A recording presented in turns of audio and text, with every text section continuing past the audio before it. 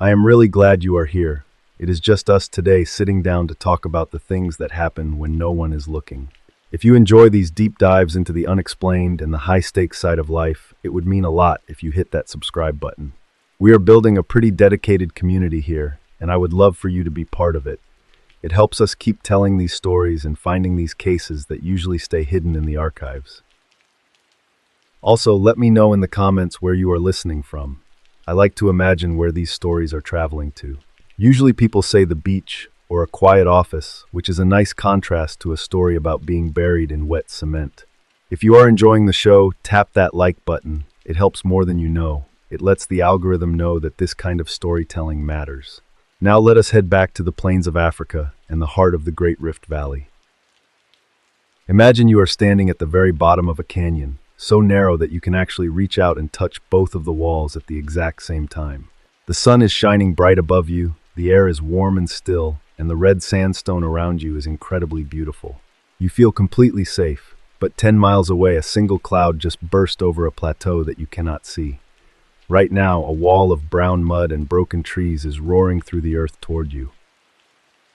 Right at this moment, that wall is gaining speed, picking up boulders and massive logs as it funnels into the very gap where you are standing. Today we are looking at 13 cases where the natural world and human shadows turned routine days into total death traps. We are going from a prehistoric gorge in Kenya to a construction site in Virginia and finally to a white salt desert in Bolivia. Stay with me, because in these stories the danger is already there. In the middle of September 1997, in a rugged stretch of land known as Hell's Gate National Park in Kenya, a veteran guide named Peter was leading a small group of hikers into the mouth of the Old Nuroa Gorge.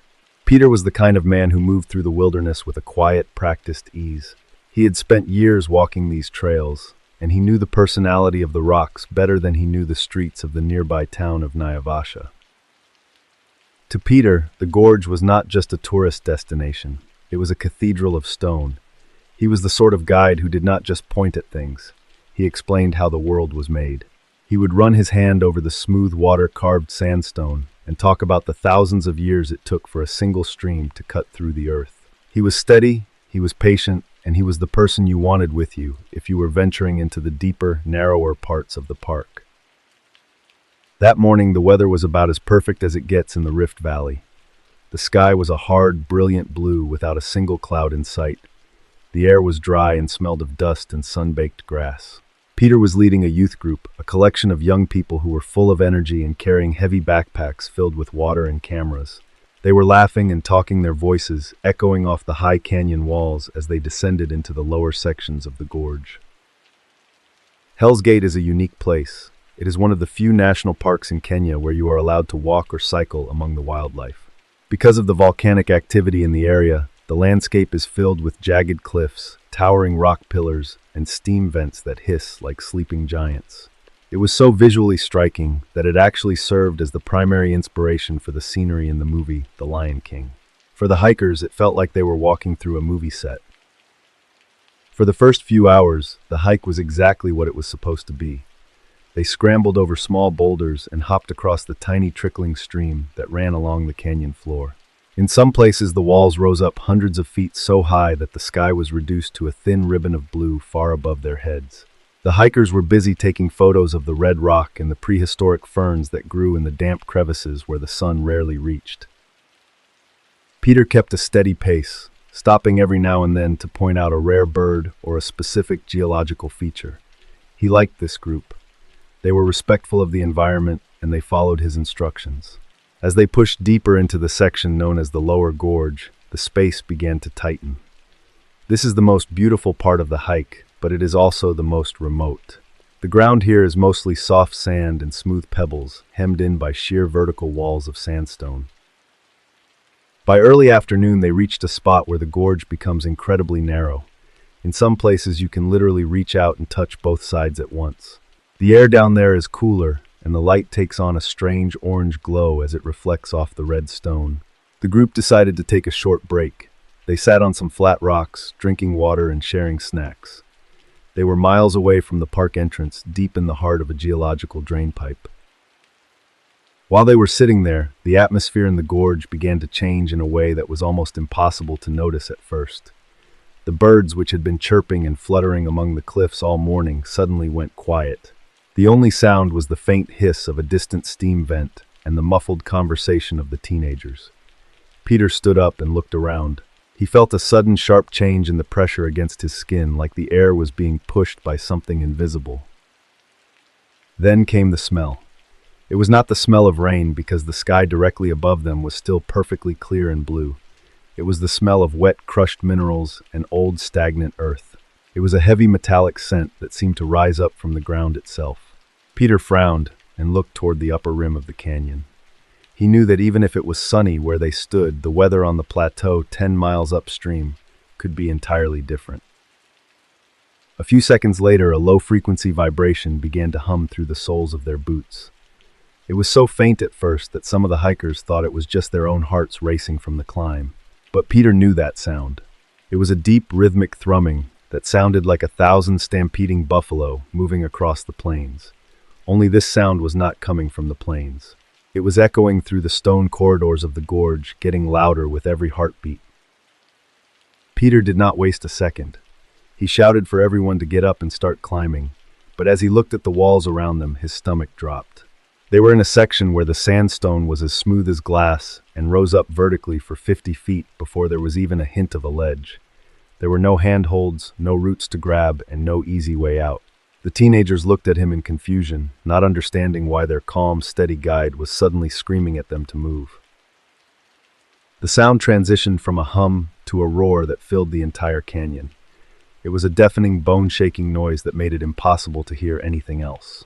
Peter grabbed the nearest hiker and shoved them toward a small outcropping of rock, but before the rest of the group could react, the water arrived. It did not come as a rising tide. It came as a solid, churning wall of brown liquid at least 10 feet high, traveling at the speed of a freight train. The flood was filled with everything the water had picked up on its way down from the plateau. It was a chaotic soup of uprooted trees, massive boulders, and jagged branches that acted like battering rams against the canyon walls. The impact was absolute. In an instant, the peaceful, sunlit gorge was transformed into a violent, pressurized tunnel. The force of the water was so immense that it did not just sweep the hikers away. It pinned them against the stone and tumbled them like pebbles. The water rose 10 feet in less than 5 seconds. The group was instantly separated. Peter tried to keep his head above the churning debris, but he was struck by a heavy log and pulled under. The water was thick with silt and mud, making it impossible to see or breathe. This was the horror of the Olneuroa Gorge. It is a natural funnel, and when a localized cloudburst hits the surrounding rift valley, all that water has only one place to go. One of the younger hikers managed to find a tiny, jagged ledge about 8 feet up the wall. He scrambled onto it just as the main surge hit his fingers, bleeding as he clawed at the rock. He watched in total terror as the rest of his friends and their guide were swallowed by the brown torrent. He could see their hands reaching out for a split second before they were pulled into the darkness. The roar was so loud he could not even hear his own screams for help. At the main entrance of the park, several miles away, the rangers noticed a sudden violent surge of water exiting the mouth of the gorge. The water was dark brown and carrying fresh vegetation, a clear sign of a flash flood upstream. They immediately checked the logbooks and realized that Peter's group was still deep inside the lower gorge. A rescue team was assembled, but they knew that in a flood of this magnitude there was very little they could do until the water receded. For the next several hours, the park rangers and local volunteers worked frantically. They had to use ropes to rappel into the narrowest parts of the canyon, which were now filled with deep layers of thick, suffocating mud. The environment had become a graveyard of debris. Every time they turned a corner in the gorge, they found more evidence of the water's power. Boulders weighing several tons had been moved hundreds of yards, and trees had been snapped like toothpicks against the sandstone. The recovery process was grueling.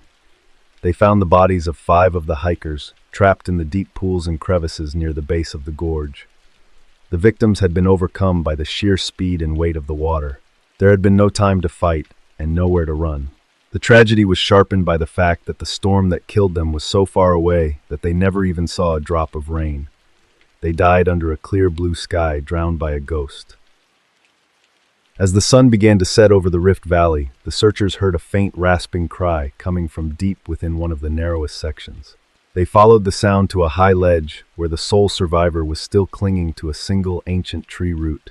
He was covered in mud and shivering violently, his eyes wide with shock.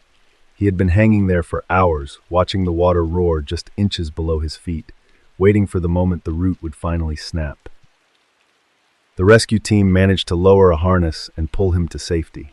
He was the only one left to tell the story of what happened in those few seconds when the gorge turned into a death trap. When the investigators later looked at the weather data, they confirmed that a massive localized cell had dropped several inches of rain on the Mao escarpment in a matter of minutes. That water had traveled through underground channels and dry riverbeds, gathering strength until it hit the gorge. The 1997 disaster remains the darkest chapter in the history of Hell's Gate. It changed the way people look at the Great Rift Valley, proving that the most beautiful landscapes are often the most dangerous because their threats are invisible. The park authorities eventually installed escape ledges and heavy iron ladders in the most dangerous sections of the rock. But they serve as a constant reminder that in the gorge, you are always at the mercy of the sky. Today, if you visit the Old Nurowa Gorge, the lower sections are strictly closed the moment a cloud appears on the horizon. The guide will lead you past the red walls and point out the high water marks that are still visible on the stone 20 feet above the ground. He will tell you the story of the group that did not see the rain coming, and he will make sure you keep one eye on the sky because the water is always looking for a way back in.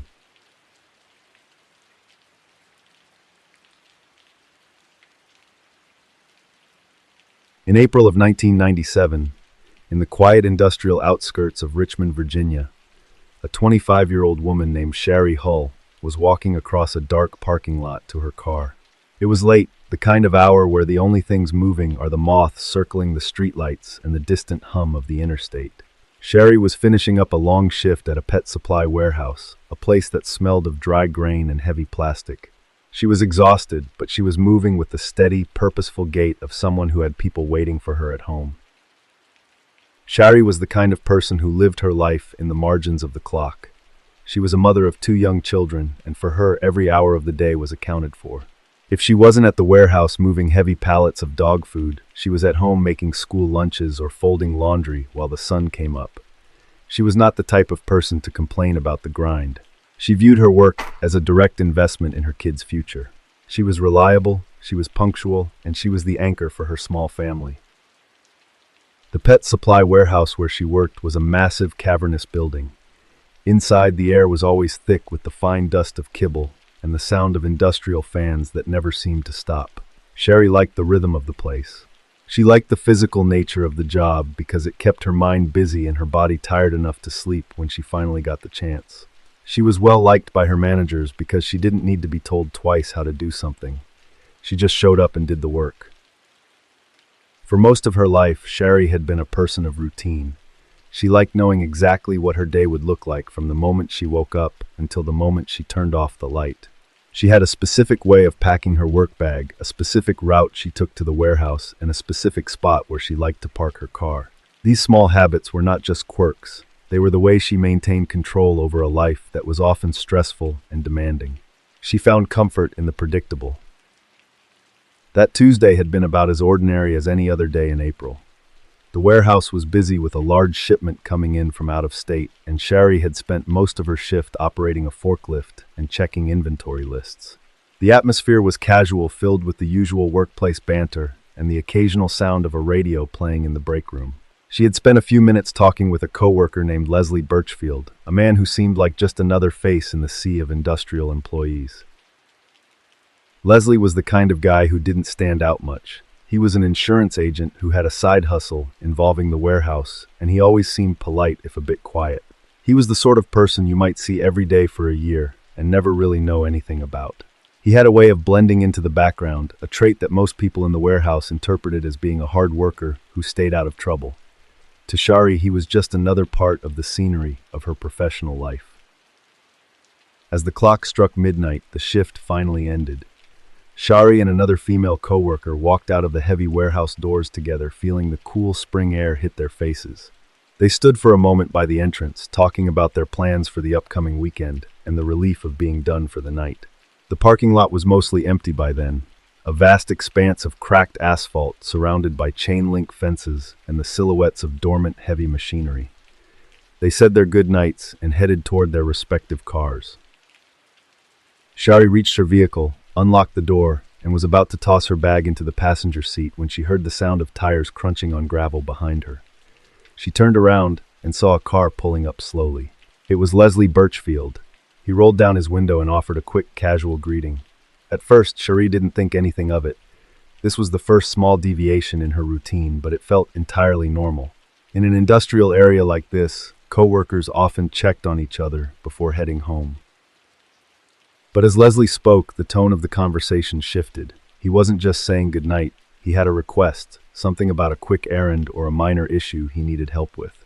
Shari, being the helpful person she was, hesitated but remained polite. She didn't see the gun until it was already inches from her side. In an instant, the predictable world of warehouse shifts and motherhood vanished.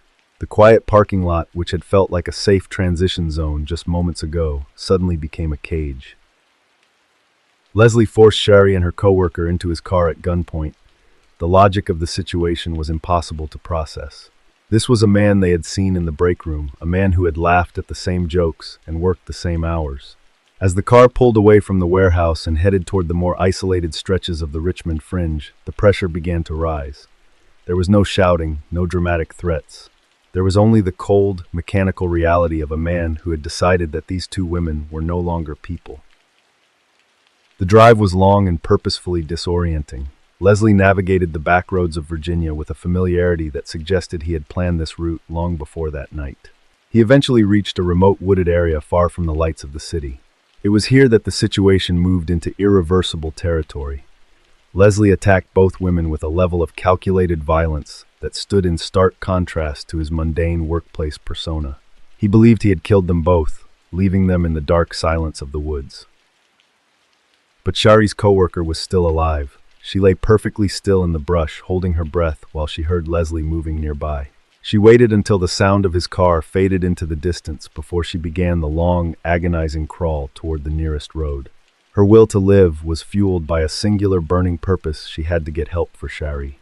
She eventually reached the pavement and flagged down a passing motorist, her body broken but her mind remarkably clear as she gave the police Leslie's name.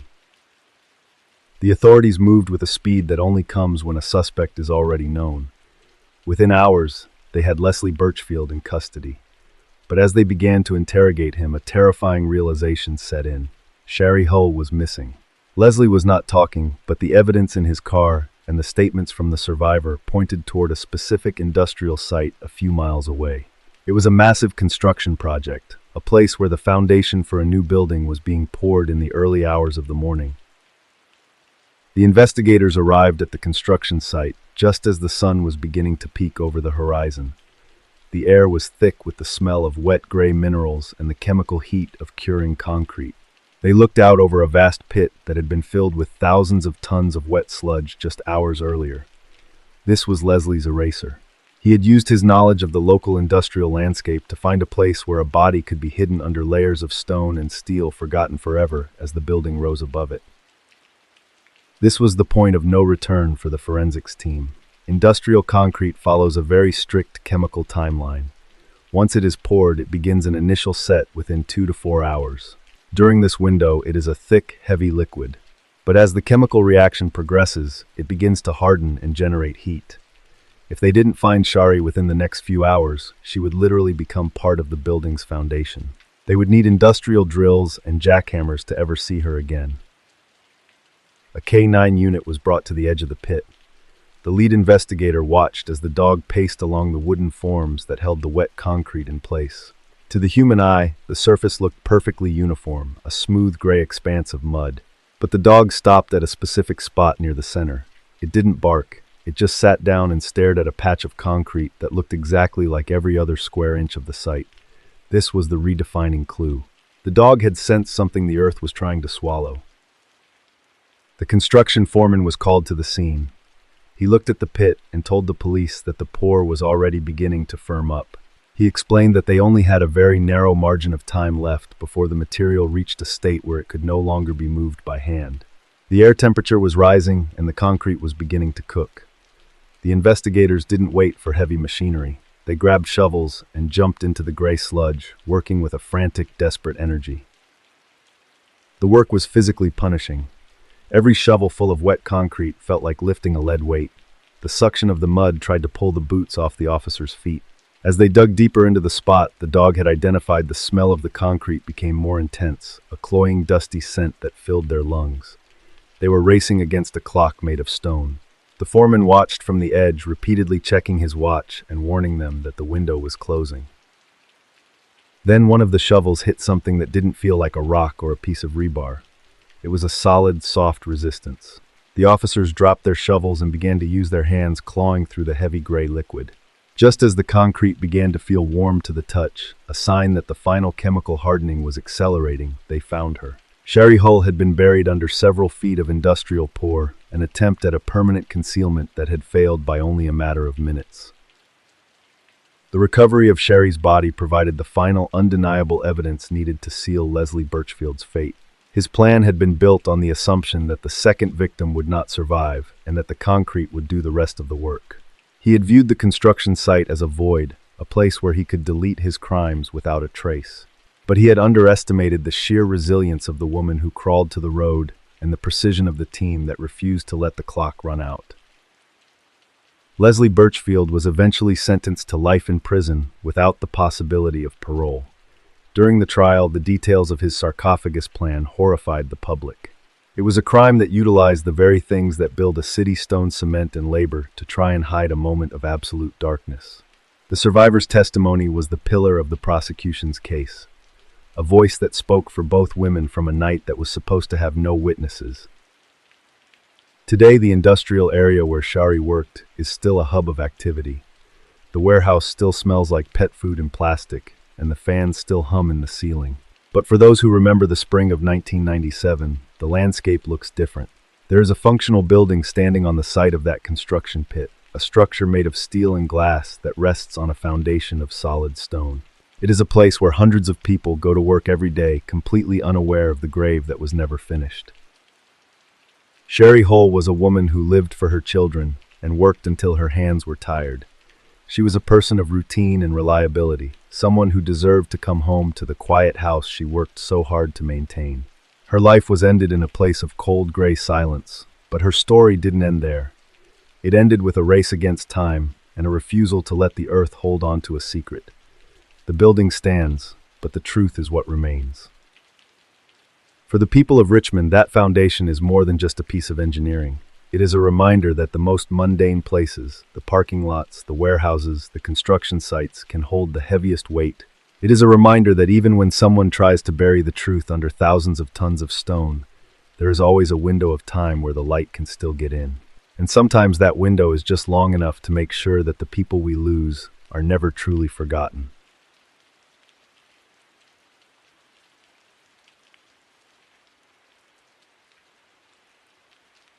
In the summer of 1998, in the high-altitude desert of southwestern Bolivia, a group of 5 international travelers was sitting in the back of a dusty white Toyota Land Cruiser. They were in the middle of the Salar de Uyuni, a 4,000 square mile salt flat that is so white and so flat it looks like the surface of another planet. The group was laughing and snapping photos of the mirror effect where the sky and the ground become identical, completely unaware that they were driving into a white room with no doors. The leader of the group was a 28-year-old man named Stefan. Stefan was the kind of person who lived for the map and the compass. He was an experienced trekker who had spent his 20s moving through the Himalayas and the Andes, always looking for the places where the tourists did not go. He was the one who had organized this expedition, convinced that the Salar was the last true wilderness left in South America. He liked the feeling of being somewhere that did not have a cell signal or a paved road. With Stefan was his partner Elena, a woman who saw the world through the lens of her camera. She was a professional photographer who had become obsessed with the light of the Bolivian highlands. Elena was the kind of person who could spend 4 hours watching a single shadow move across a rock. She found the Salar to be the ultimate challenge, because there was nothing to anchor the eye. To her, the vast white void was not scary. It was the most perfect canvas she had ever seen. The other 3 travelers were friends they had met in a hostel in La Paz. There was a young couple from Australia and a medical student from Germany who wanted one last adventure before starting his residency. They were all in their 20s, all healthy, and all possessed by that specific kind of invincibility that comes with being young and far from home. They viewed the trip as a highlight reel in the making a story they would tell for the rest of their lives about the time they crossed the largest mirror on Earth. Their guide was a local man named Ricardo. Ricardo had been driving the Salar for 15 years. He was a man of very few words, mostly because he had seen everything the Salt had to offer, and he respected it in a way the tourists never quite could. He was the kind of person who could navigate by the position of a distant mountain peak that looked like nothing more than a purple smudge on the horizon. Ricardo knew that the Salar was not just salt. It was a prehistoric lakebed that was chemically hostile and physically deceptive. Ricardo's Land Cruiser was a 1980s model that had been repaired and rebuilt more times than he could count. In this part of the world, a vehicle is not just a tool, it is a lifeline. Ricardo spent his mornings checking the fluids and listening to the rhythm of the engine with the focus of a surgeon. He knew that out there in the dead center of the flats, there was no such thing as a minor problem. Everything was magnified by the distance and the thin oxygen-starved air at 12,000 feet. For the first 2 days of the journey, the Salar was everything they had hoped it would be. They drove for hours across a surface that looked like cracked porcelain, the tires of the Land Cruiser making a rhythmic crunch-crunch sound that became the soundtrack of their trip. During the day, the sun was so bright it felt like a physical weight, and the reflection off the white salt was so intense that they had to wear dark sunglasses even when they were inside the car. The beauty of the Salar is its absolute lack of perspective. When the sky is clear, the horizon line simply vanishes. You feel like you are floating in a giant white sphere. Elena spent the entire time hanging out of the window, capturing images of the car, looking like a tiny black dot in an infinite white void. They visited the salt hotels and the islands of giant cacti that rose out of the salt like strange green monuments. It felt like a dream, a place where the normal rules of geography did not apply. By the third morning, they were pushing toward the most remote section of the flats, a place where the salt crust is thickest and the human footprint is non-existent. They had enough water for 3 days and enough fuel to make it to the northern edge of the desert. The atmosphere in the car was high. They were playing music and talking about where they would go once they hit the Chilean border. Ricardo remained quiet, his eyes fixed on the shimmering horizon, his hands steady on the steering wheel. About 40 miles from the nearest landmark, the Land Cruiser's engine gave a single heavy cough. It was a small sound, almost lost under the noise of the wind and the music. Ricardo frowned and tapped the dashboard. He shifted gears and the car kept moving for another mile, but the rhythm of the engine had changed. It sounded thinner, more strained.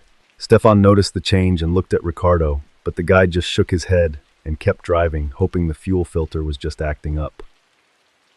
A few minutes later, the engine died completely. The car coasted for a few hundred yards before coming to a dead stop in the middle of a perfectly flat, perfectly white expanse. When the engine cut out, the silence that followed was absolute. There were no birds, no insects, and no wind. There was only the sound of 6 people breathing in the thin air. Ricardo tried the ignition, and the starter motor whined in the silence, but the engine refused to catch. The white void had just claimed its first piece of technology. Ricardo got out and opened the hood. The heat from the metal shimmered in the midday sun. Stefan joined him, and they spent an hour checking the spark plugs and the battery. Everything looked fine, but the car remained a heavy, useless hunk of metal. In 1998, there were no cell towers in rural Bolivia. Their radio was a short-range unit that was only meant for communicating with other drivers in the same convoy, but today they were alone. They were in the center of a 4,000-square-mile room with no exit. For the first few hours, the group stayed calm. They assumed another tour group would pass by eventually. They sat in the shadow of the Land Cruiser eating lunch and joking about how this would be the best part of the story later on. But as the sun began to drop toward the horizon, the temperature started to plummet. In the high Andes, once the sun goes down, the heat vanishes instantly. Within an hour, it went from 80 degrees to below freezing. The beautiful white landscape turned into a blue crystalline freezer. That night was the first test of their resolve. They huddled together inside the car, using their sleeping bags and extra clothes to stay warm. The Australian couple started to show signs of altitude sickness, their breaths coming in short, ragged gasps. Stefan stayed awake, looking out the window. Without the sun, the Salar was a black void. There were no lights from any cities, no glow from any distant highway. They were at the bottom of a dark ocean waiting for a morning that felt like it was years away. When the sun finally rose, it brought a new kind of terror. The group realized that they had made a mistake the day before. In their excitement, they had taken off their sunglasses to clean them or to take photos, and now 3 of them were experiencing the first stages of photokeratitis, or snow blindness. The UV radiation in the Salar is extreme because the white salt reflects nearly 100% of the sun's rays back up at you. It is like having sand rubbed into your eyes with every blink. The pain was so intense that Elena and the Australian girl could not open their eyes. They had to be led around by the hand, their faces covered with shirts to block out even the tiniest sliver of light. Stefan and Ricardo realized that they could not sit by the car forever. Their water was running low, and the thin air was wearing them down. They looked toward the horizon and saw the faint purple peaks of the mountains. To the human eye, they looked like they were only 10 miles away. Stefan, relying on his experience as a trekker, argued that they should start walking. He believed that if they headed due west, they would hit a mining road within a day. Ricardo was hesitant. He knew the Salar's geometry. He knew that the thin air and the lack of landmarks created a mirage effect that made a 100-mile distance look like a morning stroll. But the group was starting to panic. The medical student pointed out that without more water, they would be dead before the end of the week. The decision was made to split up, which is almost always the point of no return in these cases. Ricardo and the Australian man decided to stay with the car, hoping a search party would see the white glint of the metal from the air. Stefan, Elena, and the medical student decided to walk toward the mountains. They took most of the remaining water and a compass, and they began to move across the salt. Within an hour, they were just 3 tiny specks moving across a white tabletop. The walk was a descent into madness. Because there is no depth perception in the Salar, you cannot tell if you are walking in a straight line or in a giant circle. Stefan kept his eyes on the compass, but the salt crust is filled with magnetic minerals that can make the needle spin or lag. Every time they looked up, the mountains seemed to be the exact same distance away. They walked for 6 hours, their boots crunching on the salt, their skin burning under the relentless sun. By the second afternoon of walking, Elena's blindness had become total. She was stumbling, her hands held out in front of her, crying out in pain every time the sun hit her face. The medical student was starting to hallucinate from the dehydration. He claimed he could see a salt hotel just over the next ridge, but there are no ridges in the Salar. It is perfectly flat. He would run forward toward a shimmering mirage of water, only to find more white salt stretching out for another 50 miles.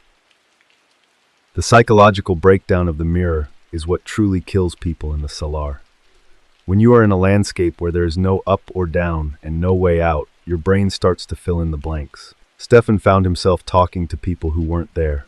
He started to believe that the salt was actually snow, and that if he just dug deep enough, he would find cold water. He had to fight the urge to sit down and sleep, knowing that if he did, he would never wake up from the freezing night. Back at the Land Cruiser, Ricardo and the Australian man were in their own version of hell. They had run out of food and were down to their last liter of water. They spent their days huddled under a tarp they had stripped from the car seats. They watched the horizon for Stefan's return, but the white void remained empty. Ricardo knew then that the walkers were gone. They had walked into the mirror, and the mirror had swallowed them. He began to write a letter to his family on the back of a topographical map. 2 weeks later, a group of salt miners was moving through the remote central sector, looking for new deposits of lithium-rich brine. They spotted a glint on the horizon that did not move. As they got closer, they recognized the shape of a Toyota Land Cruiser.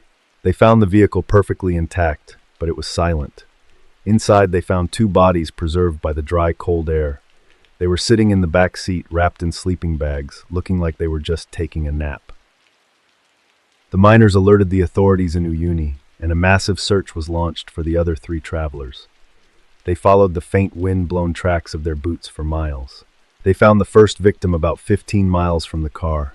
It was the medical student. He was lying face down, his hands reaching toward the west. He was pointing in a direction that was nearly 90 degrees off course. In his disorientation, he had been walking deeper into the center of the flats, thinking he was headed home. Stefan and Elena were found another 10 miles beyond that. They were huddled together in a shallow depression they had tried to scrape out of the salt. Elena was still wearing her camera around her neck, her eyes covered by a silk scarf. Stefan was sitting upright, his back against a small pile of salt blocks he had gathered. He was the lone walker found miles from the car, and he had died while trying to shield Elena from the wind. He was still holding the compass in his hand. The most haunting part of the discovery was the capsule of despair found inside the Land Cruiser. Investigators found the final letters written by the group. They detailed the breakdown of logic and the terrifying realization that they were lost in a place where the senses could not be trusted. They wrote about the beauty of the stars and the crushing weight of the silence. One letter written by Stefan apologized to Elena for bringing her to a place where the horizon was a lie.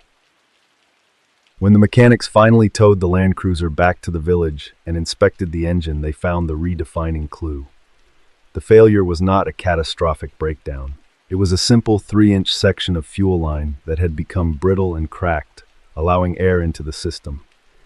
It was a $10 part that could have been fixed with a piece of tape or a rubber band in 5 minutes. But in the Solar, a minor mechanical glitch is not a nuisance. It is a death sentence. The 1998 tragedy changed the way tourism is managed in Bolivia. Today, the Salar is a major hub for the global lithium industry, but the scars of the Jeep of the Dead remain. Every authorized guide is now required by law to carry a satellite phone and to travel in a convoy of at least 2 vehicles. They are taught that the Salar is a place of absolute reflection, and that the moment you think you know where you are going, you are already lost. If you visit the salt flats today, you will see the convoys of modern SUVs moving across the white expanse, their drivers staying close to one another. They will take you to the same spots where Stefan and Elena took their photos, and you will marvel at the way the sky meets the ground. But the guides will tell you to keep your glasses on and to never walk away from the car, because they know that beneath that beautiful shimmering mirror, the void is still waiting for someone else to lose their way.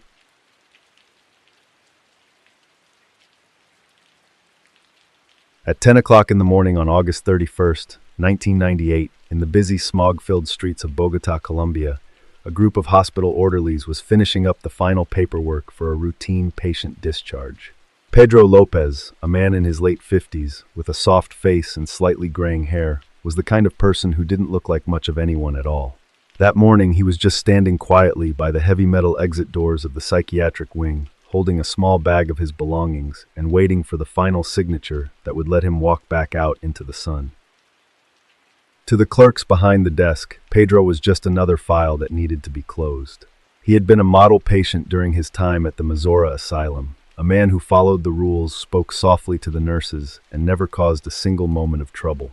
He was polite, he was unremarkable, and he seemed like the sort of aging grandfather who would be content to sit on a park bench and feed the birds for the rest of his life. There was absolutely nothing in his physical appearance that suggested he was the most prolific killer in human history. Pedro Lopez had spent most of his life moving through the world like a ghost.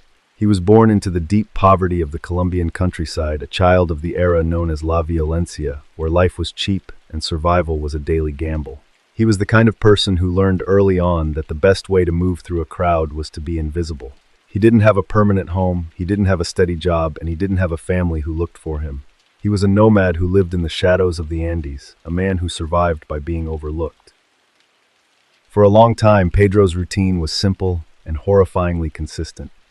He would travel from village to village across Colombia, Ecuador, and Peru, often posing as a street vendor or a simple traveler looking for work. He was the kind of man who would sit in a crowded town square for hours watching the rhythm of the local families and the way the children played near the market stalls. He was patient. He would wait for the exact moment when a child was left alone for just a second, lure them away with a small coin or a piece of candy, and then vanish back into the mountains. He was a master of the vertical landscape. The Andes are a world of jagged peaks and deep isolated valleys where a person can disappear for decades without anyone ever finding a trace. Pedro knew the secret paths and the abandoned caves where the authorities never looked. He viewed the mountains not as an obstacle but as a silent accomplice. He would commit his crimes in one country and then cross the border into another before the local police even realized a child was missing. To him, the borders were just lines on a map that meant nothing. In 1980, Pedro's invisibility finally failed him. In the town of Ambato, Ecuador, a sudden flash flood tore through a ravine, unearthing the remains of several young girls. A local mother who had been searching for her missing daughter for months recognized a man in the market who matched the description of a suspicious stranger seen near the school. She didn't call the police right away. She gathered a group of neighbors and they cornered Pedro themselves. When the police finally arrived, they found an unassuming man who looked terrified of the crowd. But once Pedro was in an interrogation room, the mask of the quiet grandfather fell away completely. A police captain named Pastor Cordova Gudino was assigned to the case. He was a seasoned investigator, but he had never met anyone like Pedro Lopez. To get the truth, the captain decided on a radical tactic. He put on civilian clothes and shared a cell with Pedro for 27 days, pretending to be a fellow criminal. He wanted to understand the logic of the man across from him, to find out if he was dealing with a lucky amateur or something much worse. During those 27 days, the two men sat in the dim light of the cell, talking in hushed tones as the other prisoners slept. Pedro began to talk not out of guilt, but out of a strange, dark pride.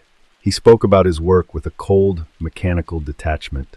He described the exact locations of his victims, the way he would lure them away, and the specific methods he used. He eventually confessed to the murders of over 300 young girls across 3 different countries. He even laughed as he recounted how easy it was to hide in plain sight. The investigation that followed was one of the most harrowing in the history of Interpol. Pedro led the police into the high, cold reaches of the Andes, pointing to spots of dirt that looked like nothing to the untrained eye. At his direction, investigators began to dig. They found grave after grave, 53 in one location alone. The sheer scale of the atrocity was so vast that it strained the limits of forensic science at the time. Pedro watched the excavations with a crooked grin, correcting the officers if they dug in the wrong spot or misidentified a victim's clothing. Despite the fact that he was a world-tier monster, Pedro Lopez was subject to the specific legal quirks of the era. In 1980, Ecuador had a mandatory sentencing cap of 16 years for any crime, regardless of the number of victims. There was no life imprisonment and no death penalty. For 16 years, Pedro was a quiet, compliant prisoner. He worked in the prison garden, he read books, and he never had a single disciplinary report. He was waiting for the clock to run out, knowing that the law was on his side. By the early 1990s, Pedro's time in Ecuador was up. He was deported back to his home country of Colombia, but the authorities there were not ready to let him go. They committed him to a psychiatric hospital in Bogotá, hoping that a diagnosis of insanity would allow them to keep him confined indefinitely. For 4 years, Pedro underwent constant evaluation. He sat in small white rooms with doctors who tried to find the crack in his psyche. But Pedro was smarter than they were. He knew exactly what to say to appear cured. The first small deviation in the state's plan happened in early 1998. A panel of government psychiatrists reviewed Pedro's file and conducted a series of final interviews. They found a man who was articulate, calm, and seemingly remorseful. He spoke about wanting to live a quiet life of penance. The doctors, bound by the medical standards of the time, reached a shocking conclusion. They declared that Pedro Lopez was sane, that he had been rehabilitated, and that there was no longer any legal or medical basis to keep him in a state facility. The rising pressure within the Colombian legal system was immense. There were prosecutors who fought to keep him locked up, arguing that a man who confessed to 300 murders could never be safe. But the law was clear: if a man is declared sane and has served his time, he must be released. On that August morning, the final signature was placed on the discharge papers. Pedro was given a small amount of money, about $50 in local currency, and a bus pass. He walked to the hospital gate, the heavy iron latch clicking shut behind him. This was the point of no return. Pedro Lopez stepped out onto the sidewalk of a city of millions. He didn't look back at the hospital. He didn't check into a halfway house. He simply turned a corner and merged into the flow of people going to work, shopping for groceries, and living their lives. Within minutes, the most prolific serial killer in history was gone. He had spent his entire life learning how to be invisible, and now the state had given him the ultimate opportunity to prove he was a master of the craft. The discovery of his disappearance didn't happen right away. It took weeks for the gravity of the situation to settle in. When the media realized that the monster of the Andes was a free man, a wave of panic swept across South America. There were sightings reported in every major city from Quito to Lima. People claimed to see him in market stalls, on city buses, and standing at the edges of playgrounds. But every lead turned out to be a dead end. Pedro had vanished into the vertical wasteland he knew so well. In early 2002, the case took another dark turn. A fresh murder was reported in a remote village in the Colombian highlands, and the forensic details were a haunting match for Pedro's established signature. Interpol immediately issued a new red notice, a priority warrant for his arrest. They realized that the quiet grandfather had likely gone back to the only life he ever knew. But the Andes are vast, and the borders in the high mountains are still nothing more than lines on a map. The investigation into Pedro's whereabouts became a labyrinth of shadows. Detectives tracked down his former cellmates and distant relatives, but no one had seen him. There were no bank records, no phone logs, and no paper trail. He was a ghost once again, a man who could be sitting right next to you on a bus, or living in the house at the end of the street, and you would never know. The horror of Pedro Lopez was not just what he had done, but the fact that he was allowed to simply stop being a prisoner and go back to being a person. Today, the identity of the ghost of the Andes remains one of the great unsolved mysteries of the modern era. If he is still alive, he would be in his 80s now, a man whose age would only make him look more unassuming and harmless. There are those who believe he died in the mountains years ago, a victim of the same harsh environment he once used to hide his crimes. But there are others who believe he is still out there living in a quiet village where he is known as a kind, silent neighbor. The aftermath of his release led to massive changes in South American sentencing laws. Countries across the region realized that their legal systems were not equipped to handle predators of this magnitude.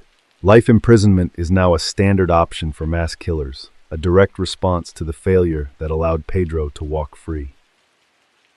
But those laws came too late for the hundreds of families who still live with the knowledge that the man who took everything from them was given a second chance by the state.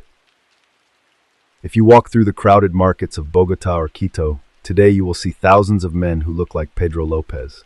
You will see grandfathers with silver hair and gentle smiles, men who blend into the scenery of daily life. The story of the ghost of the Andes is a reminder that the most terrifying monsters don't have horns or claws. They have bus passes and $50 in their pocket. They have the ability to stand in the light and remain completely unseen. The cold truth of the case is captured in a single physical detail that still haunts the investigators who were there in 1998. When they went back to his hospital room to see if he had left anything behind that might lead them to his location, they found the small bed perfectly, made the sheets tucked in with military precision. The room was entirely empty, stripped of any personality or trace of the man who had lived there for 4 years. Pedro Lopez didn't just walk out of the door. He deleted himself from the world, leaving nothing but an empty room and a gate that was still swinging in the wind.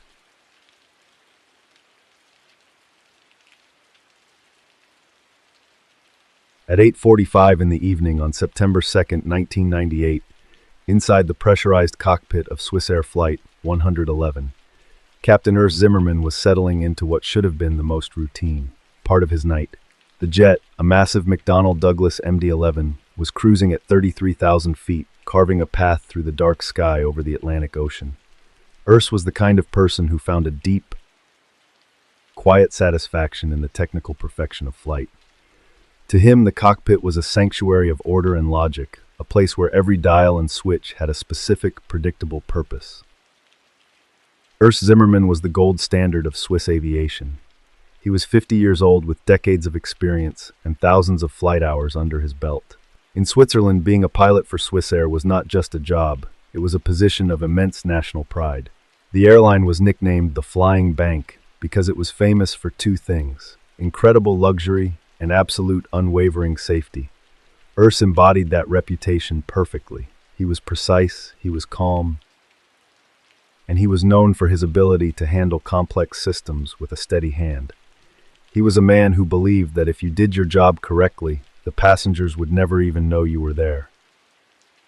That night, the flight was a perfect example of why Swissair was so highly regarded.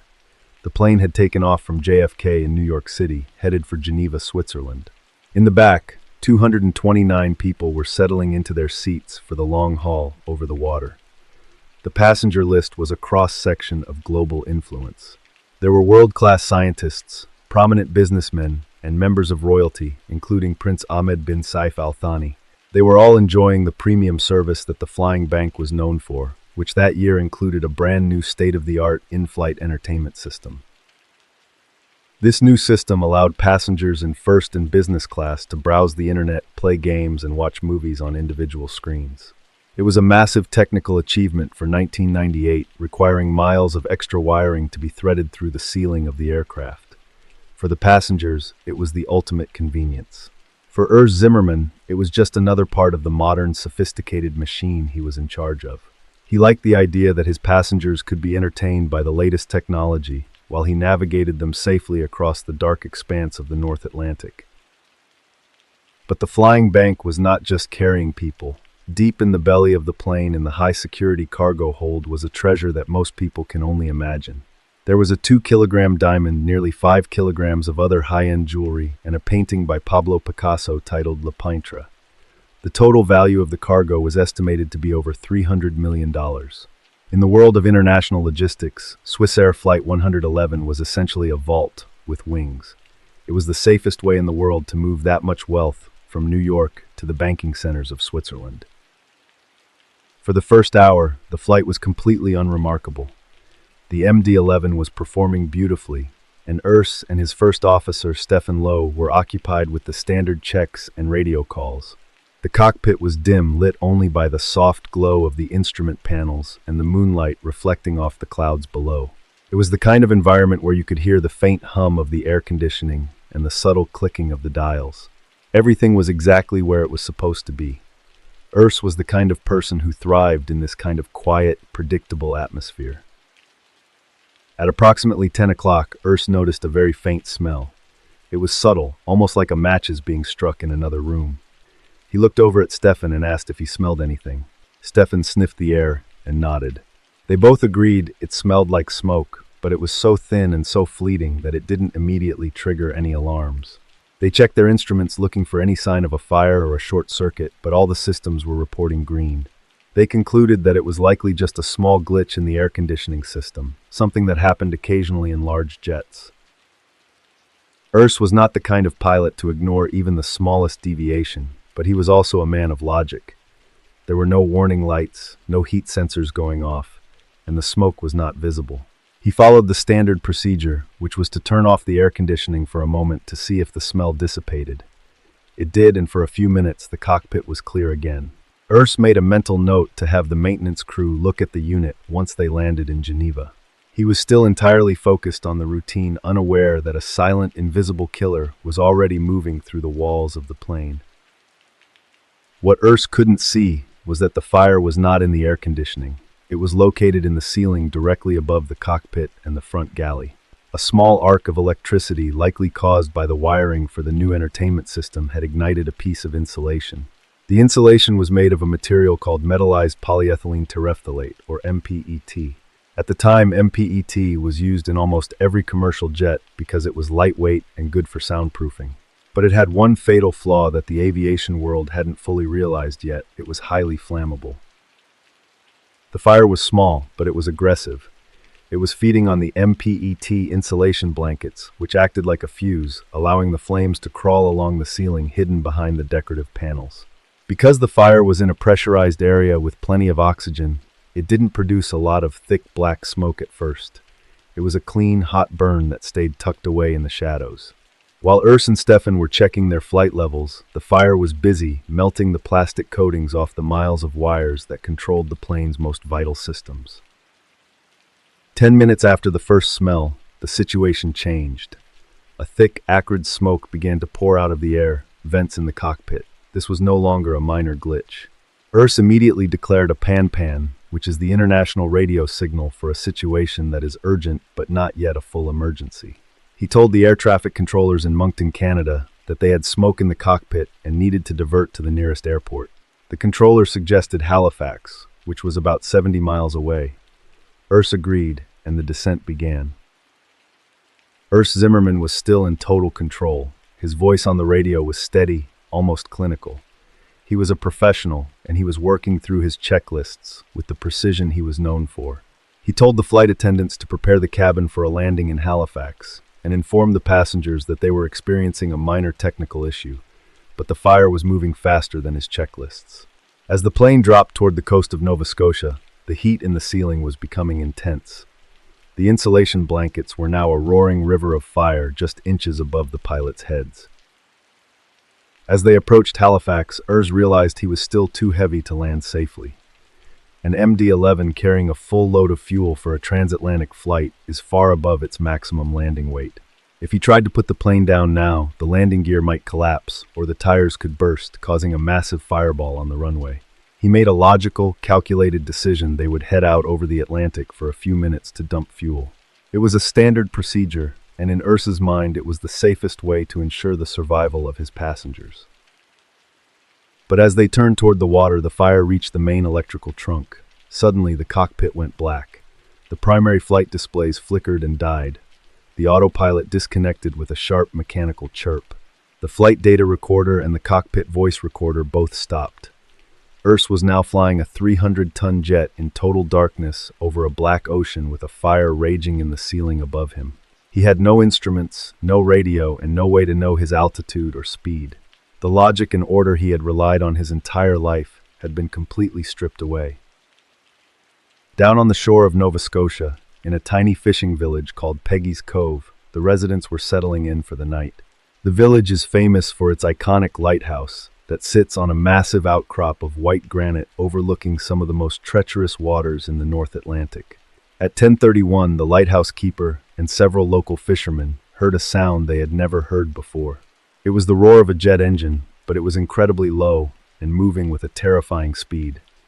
They looked out into the dark, but they couldn't see anything. Then there was a sound like a massive clap of thunder. The impact was so violent that it was picked up by seismographs in Halifax, 30 miles away, as a small earthquake. Swissair Flight 111 had hit the water at over 300 miles per hour. Because of the angle and the velocity, the plane didn't just crash, it disintegrated. The North Atlantic was cold and relentless, and in an instant the flying bank, its 229 passengers, the Picasso, and the $300 million in gems were all gone. The fishermen of Peggy's Cove didn't wait for the authorities. They ran to their boats and headed out into the pitch-black water, guided only by their searchlights. They expected to find survivors in life rafts or at least large pieces of wreckage. But when they reached the impact site about 5 miles off the coast, they found a sea of confetti. The plane had been reduced to millions of tiny fragments. There was nothing to save. The only thing they found were thousands of floating pieces of insulation and personal effects scattered across the waves like a macabre snowstorm.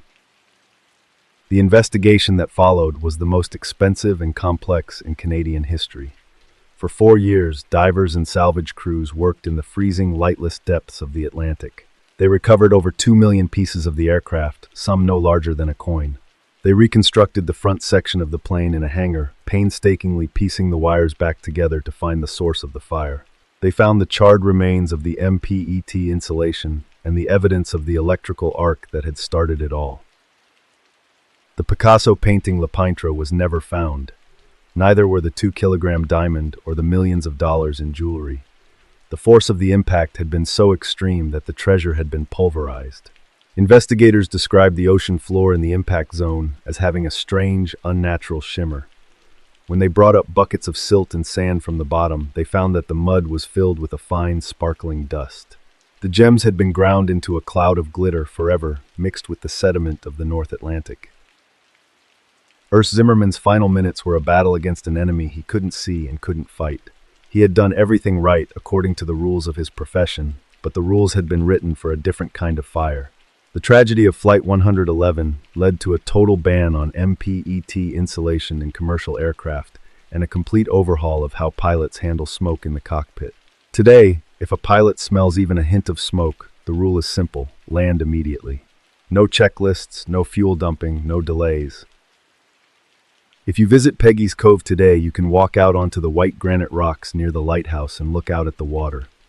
There is a memorial there, a quiet place of stone that looks out toward the site of the crash. The ocean looks the same as it did in 1998, cold, deep, and indifferent. It is a place where $300 million in treasure and 229 lives were reduced to dust in a single second. The gems are still out there, hidden in the dark, making the sand of the Atlantic floor shine just a little brighter than it should.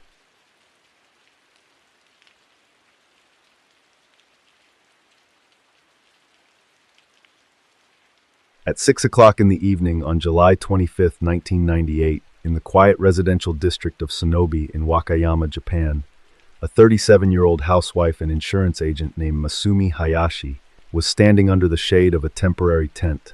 It was a brutally hot summer day, the kind where the cicadas in the trees make a sound like a high-voltage wire, and the air feels heavy with the scent of mown grass and asphalt.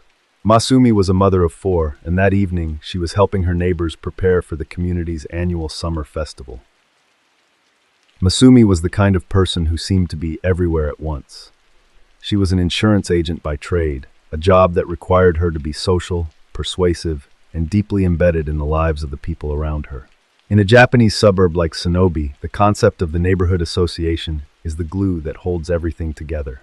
Everyone knows who is moving in, who is struggling with their health, and who is falling behind on their yard work.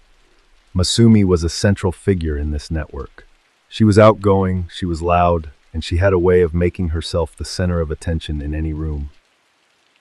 For most of her life, Masumi had navigated the complex social hierarchies of suburban Japan with a specific kind of confidence. She lived in a large modern house with her husband Kenji, who was a former pest control worker. Together, they were seen as a successful, upwardly mobile couple. Masumi was known for her expensive clothes and her direct, sometimes abrasive personality. In a culture that often values blending in and maintaining the harmony of the group, Masumi stood out. She was the person people went to when they needed something done, but she was also the person they whispered about over their garden fences. The Sonobe Summer Festival was the highlight of the year for the 60 or so families who lived in the district.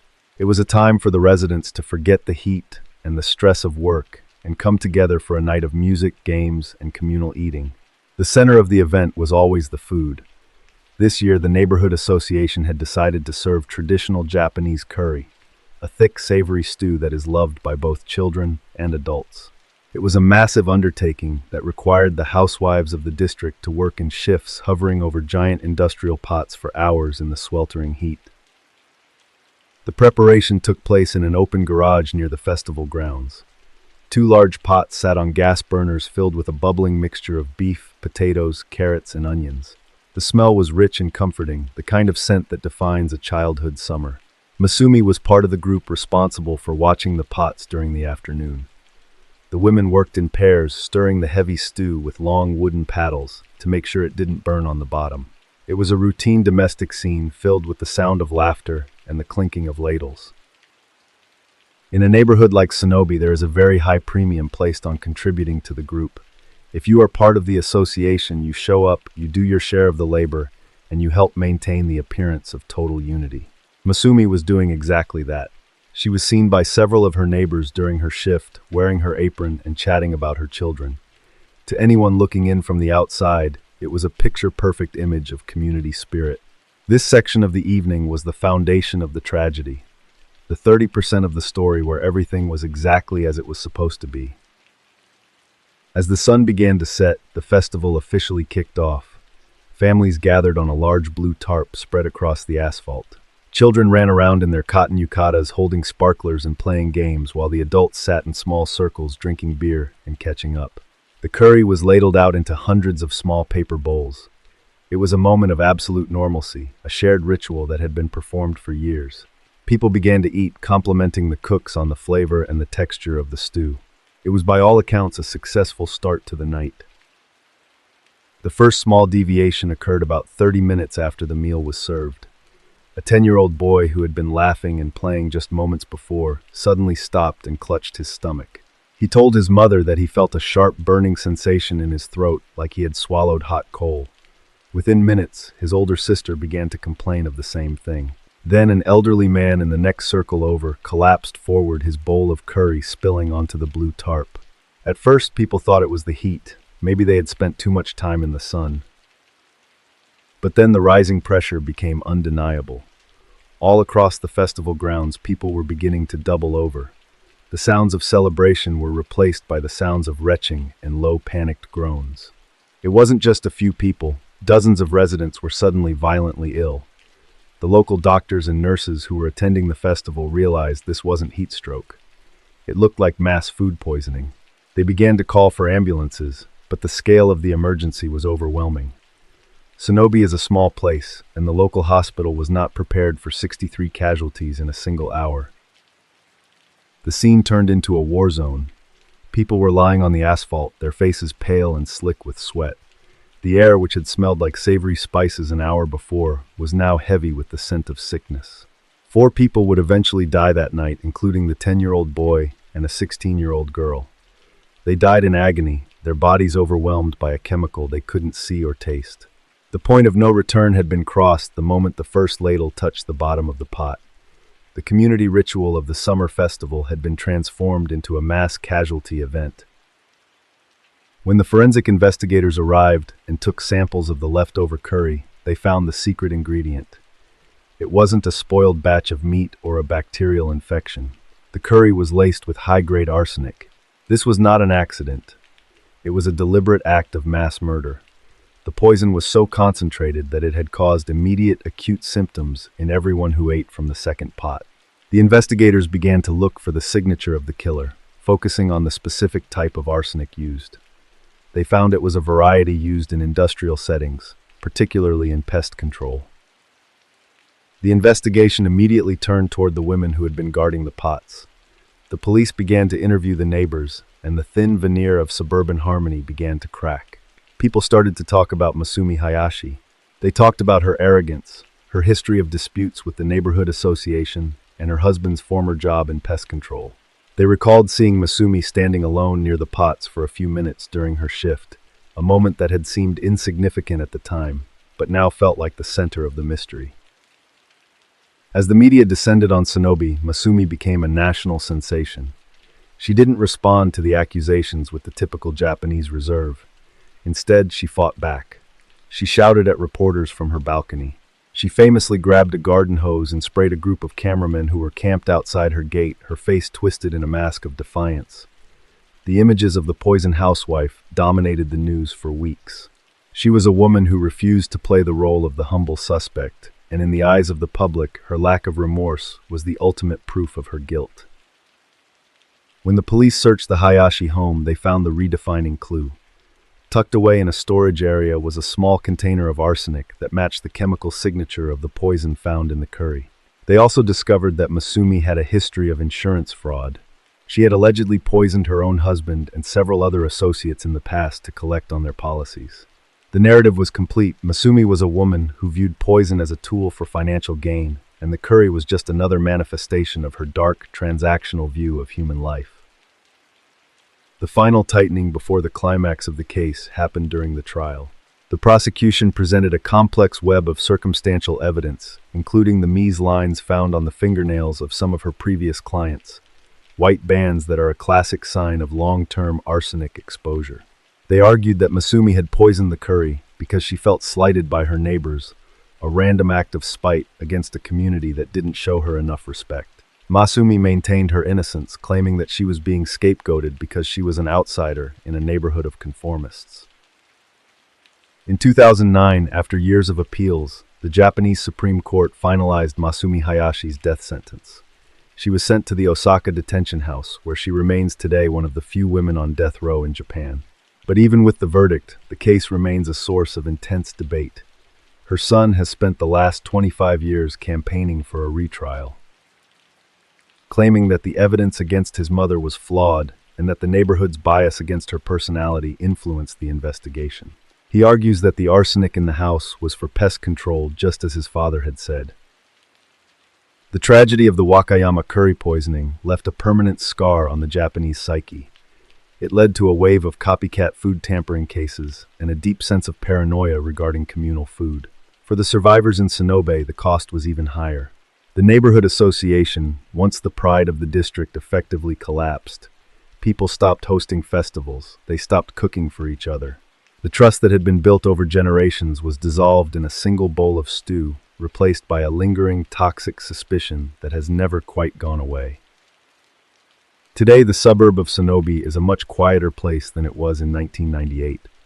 The large house where the Hayashis lived still stands, but it is a ghost of its former self. Many of the families who survived that night eventually moved away, unable to walk past the garage where the pots were prepared without feeling a phantom burn in their throats. The case is a reminder that the greatest threats to a community often don't come from the outside.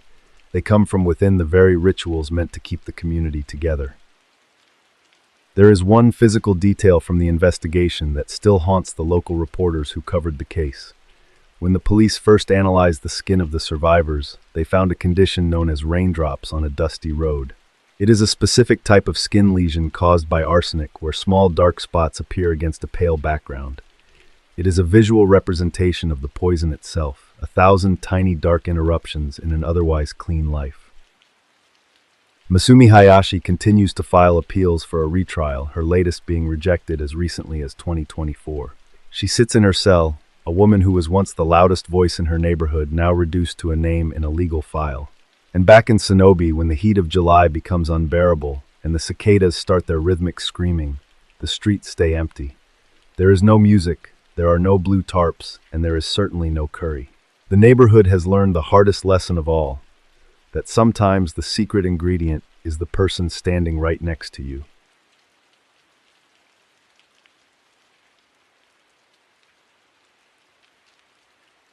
On May 22, 1998, at approximately 8,600 meters above sea level, a 40-year-old woman named Francis Arsentiev was sitting in the snow on the north face of Mount Everest. To any other climber passing by, she might have looked like she was just taking a brief rest. She was wearing a bright purple down jacket that stood out sharply against the blinding white of the mountain. But at that altitude, in a place known as the death zone, there is no such thing as a casual rest. Francis was the kind of person who possessed a quiet, steely determination that most people never recognized until they saw her in action. She grew up with a deep love for the outdoors, but she was not a loud or flashy adventurer. She was a scholar, a mother, and a woman who valued the internal challenge over the external glory. Before she ever set foot on Everest, she had lived a full, grounded life in Hawaii with her young son, Paul. She was the kind of mother who made sure the house was warm and the homework was done before she ever thought about her own ambitions. She was also one half of a global mountaineering power couple.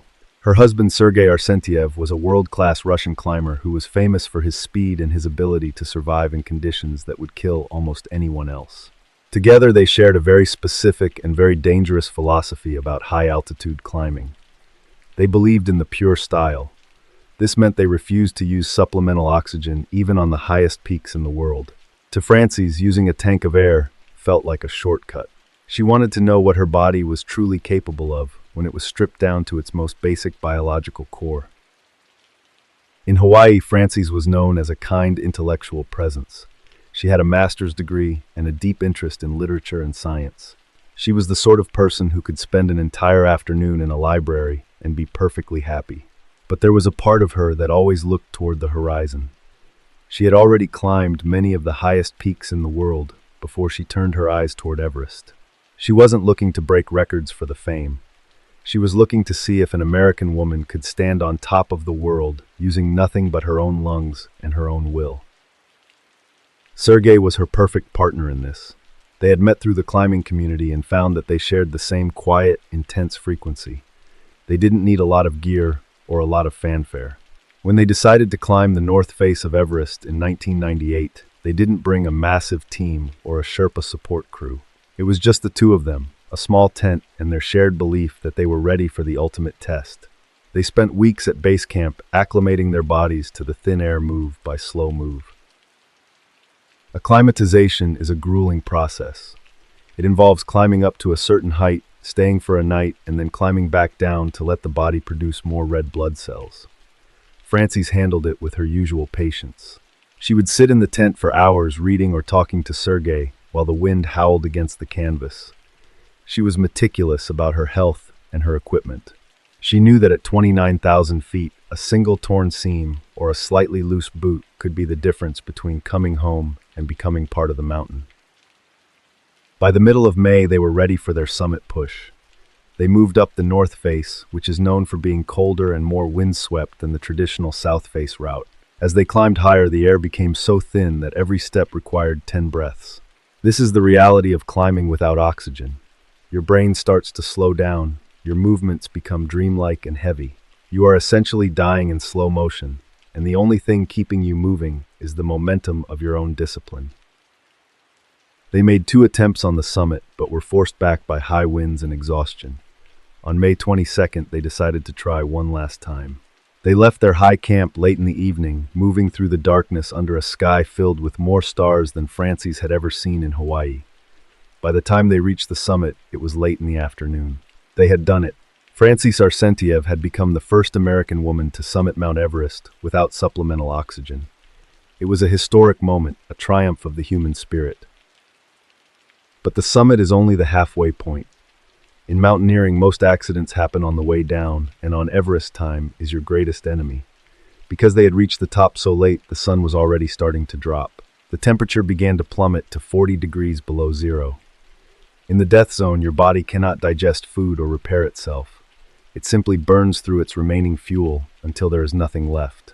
As Frances and Sergei began their descent, the exhaustion finally caught up with them. In the darkness and the biting wind, the couple became separated. This is one of the most terrifying things that can happen in the death zone. At that altitude, your mind is so clouded by hypoxia that you lose the ability to think logically.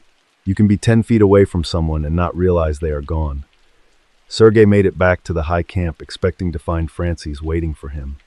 When he realized the tent was empty, he didn't hesitate. Despite being on the verge of collapse himself, he grabbed extra oxygen and medicine and headed back up into the dark. The next morning, a team of 2 climbers, Ian Woodall and Kathy O'Dowd, were making their own push toward the summit. As they moved along a narrow ridge at 8,600 meters, they saw something that stopped them in their tracks. It was a flash of purple against the gray rock and white snow. As they got closer, they realized it was a woman. She was lying on her side, her skin a waxy, translucent white. She was still alive, but she was barely moving. It was Frances.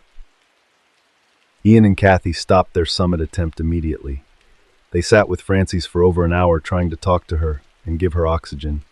But Frances was beyond help. Her frostbite was so severe that her hands looked like blocks of ice, and she was unable to stand or even sit up. She looked into their eyes and spoke the 3 words that would haunt them for the rest of their lives. She whispered, "Please don't leave me." It was a soft, ragged sound that cut through the roar of the mountain wind. Ian and Kathy faced the most impossible choice a human being can make. They tried to lift her, but at that altitude, even a person's own body weight feels like carrying a ton of lead. They were already starting to suffer from the cold and the lack of oxygen themselves.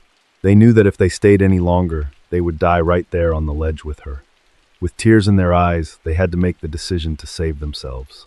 They tucked her jacket around her, said a silent prayer, and began the long walk back down. As they descended, they saw Sergei. He was further down the mountain, still trying to climb back up to find his wife. They told him where she was, but Sergei was in a state of total exhaustion. He didn't say a word. He just kept moving upward into the thin air and the gathering clouds. That was the last time anyone ever saw Sergei Arsentiev alive. His body would be found a year later by another expedition lying at the base of the face. He had fallen while trying to reach the woman he loved. Frances remained on that ledge for 9 years. Because she was lying right next to the main climbing route, she became a landmark. Climbers from all over the world would pass her on their way to the summit, her purple jacket a grim reminder of the mountain's power.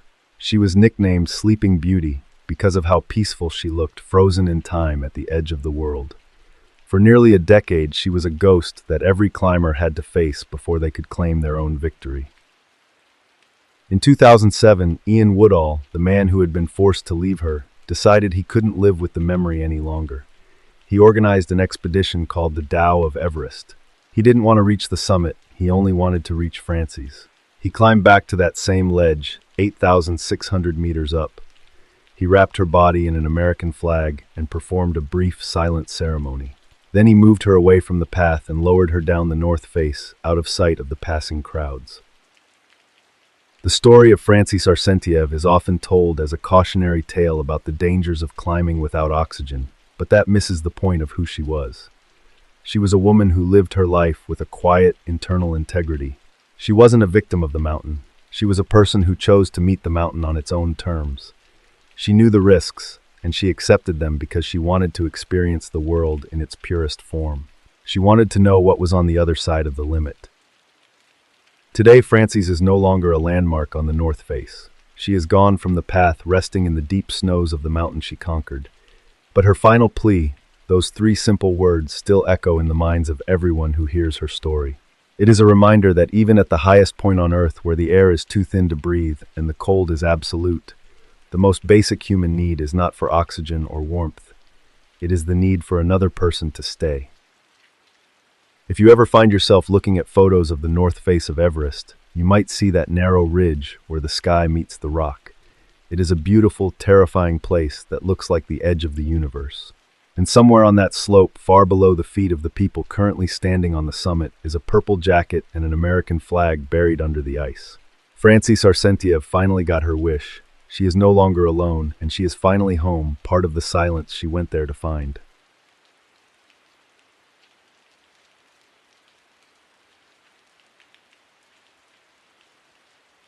In early 1998, in a damp gray neighborhood of East London, called Hackney, a 32-year-old removal specialist named David was beginning another routine day of clearing out a derelict apartment.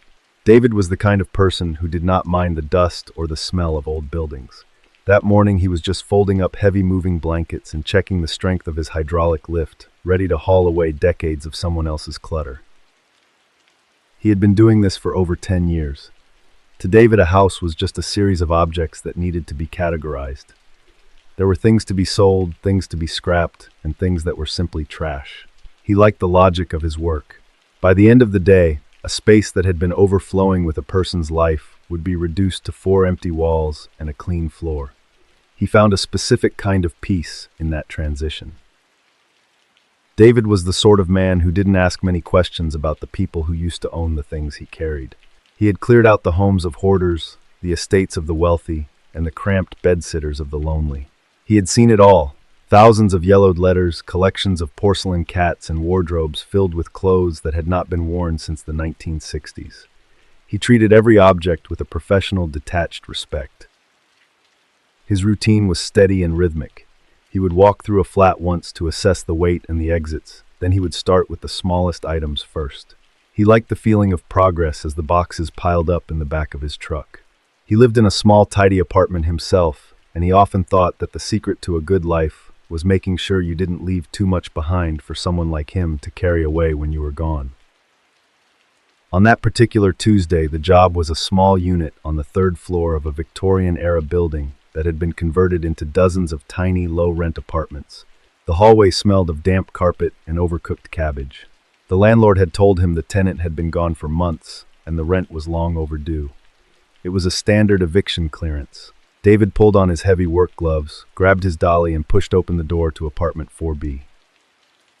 The air inside was thick and stagnant. It was a classic London bedsitter, where the kitchen, the bedroom, and the living area were all crammed into one room that was barely larger than a shipping container. The windows were caked with years of soot from the street below, casting a dim yellowish light over everything. It was a hoarder's space. Stacks of old newspapers reached toward the ceiling, and the floor was covered in a layer of generic clutter. David spent the first 4 hours of the day just clearing a path to the larger furniture. He moved carefully, watching his step for hidden glass or sharp metal. He worked in silence, the only sound being the rustle of paper and the distant sirens of Hackney. He was methodical, clearing out the kitchen area first, then moving toward the heavy oak wardrobe in the corner. He was a man who appreciated the history of objects, even the ones that had been neglected. By early afternoon, the room was mostly empty except for one large item sitting against the far wall.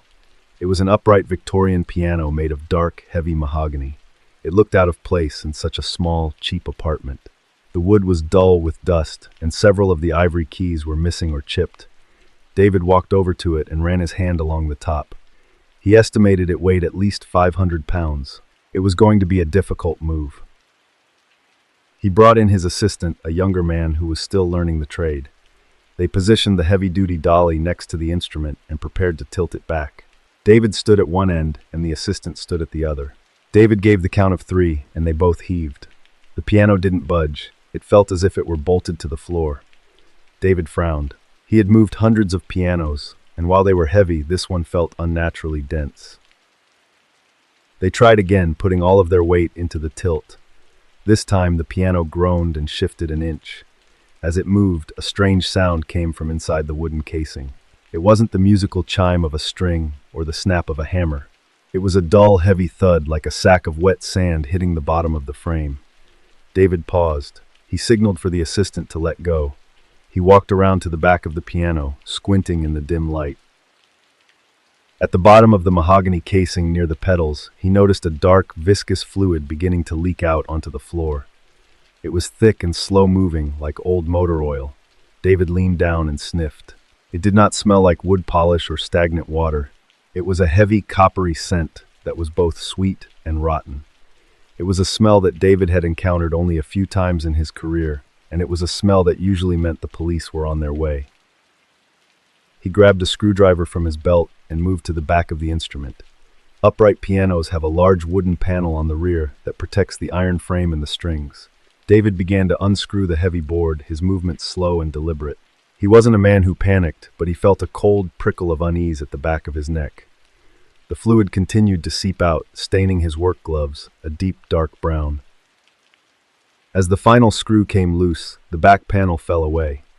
David shone his flashlight into the narrow vertical space between the iron harp and the outer wooden shell. He saw something that didn't belong in a musical instrument. It was a tangle of dark weathered fabric and what looked like white dried leather. He realized with a jolt of shock that he was looking at the back of a human head, the hair matted with dust and time. David stepped back, his heart hammering against his ribs. Inside the piano, folded into the iron frame like a piece of morbid origami, was the mummified body of a man. The space was incredibly narrow, no more than 8 or 9 inches deep. The body had been forced into a seated, crouched position with the knees pulled up to the chest and the head tilted at a sharp, unnatural angle. It was a feat of impossible confinement that defied the laws of anatomy. The removal specialist did exactly what his professional training told him to do. He told his assistant to leave the room, he locked the door to the apartment, and he called the Metropolitan Police. Within an hour, the quiet hallway of the Hackney bedsitter was filled with forensic officers and detectives. David stood out on the sidewalk, watching the blue lights flash against the soot-covered windows. He couldn't stop thinking about the weight of the piano. The investigation revealed a scene that was as baffling as it was tragic. The body belonged to an unidentified male, likely in his 30s, at the time of death. He was wearing clothing that was perfectly preserved by the dry enclosed environment inside the piano. A flared collar shirt and bell-bottom trousers that placed his death sometime in the late 1970s. He had been a secret hidden in that room for over 20 years. What made the case truly unsettling was the state of the apartment. The building records showed that the unit had been occupied intermittently by several different tenants between 1980 and 1997. People had lived in that room. They had cooked meals, they had slept in the bed, and they had likely sat right next to the piano.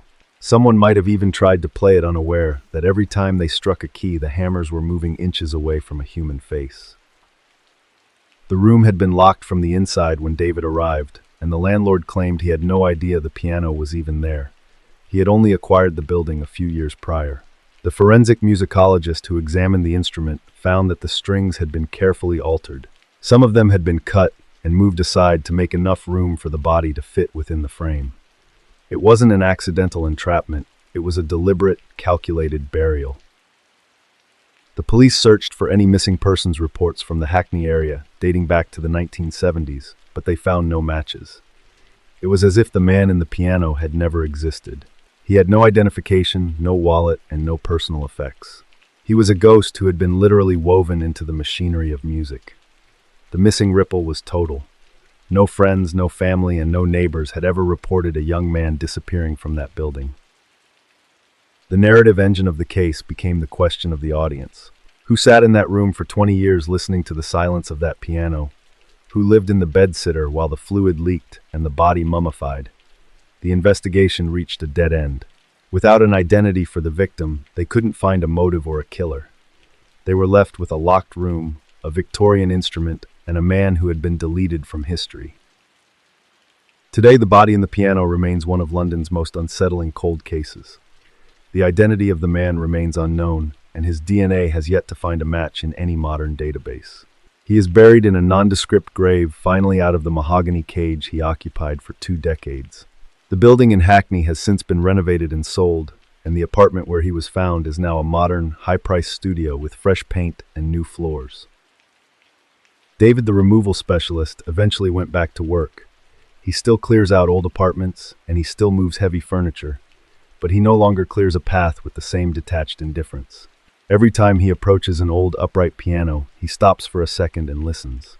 He listens for the chime of the strings, and he listens for the thud of the silence. He knows now that the heaviest things a person leaves behind aren't always made of wood and iron.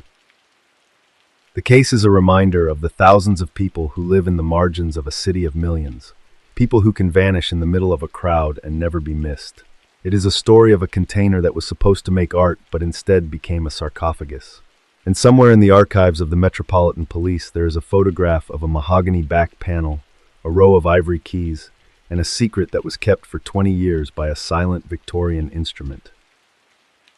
The fluid that leaked out that day eventually dried, and the smell of old wood and copper faded from the room. But for David, the weight of that piano never truly left him. He realized that the logic of his work, the idea that you can simply empty a room and make it clean again, was a lie. Some things stay in the walls, some things stay in the floorboards, and some things stay in the silence of a song that was never played.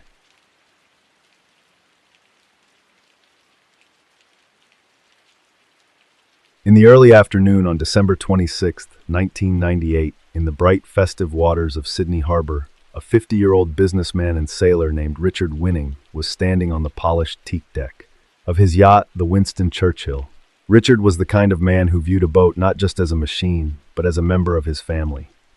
The Winston Churchill was a classic, a 55-foot wooden beauty that had been in his family for decades. That day, Richard was checking the tension on the lines and chatting with his crew of 9 waiting for the starting gun. Richard was the gold standard of the Australian sailing community. He was experienced, he was calm, and he possessed a deep genetic understanding of the ocean. For him, the Sydney to Hobart was the highlight of every year. It is a 630 nautical mile sprint from Sydney down to the island of Tasmania, and it is considered one of the most prestigious and difficult offshore races in the world. But for Richard and his crew, it was also a tradition, a way to spend the holidays testing their skill and their courage against the elements. The Winston Churchill was built in the 1940s, and she was legendary for her strength. She was made of heavy timber, not the carbon fiber and plastic used in modern racing boats. Richard took immense pride in the way the old girl handled the swells.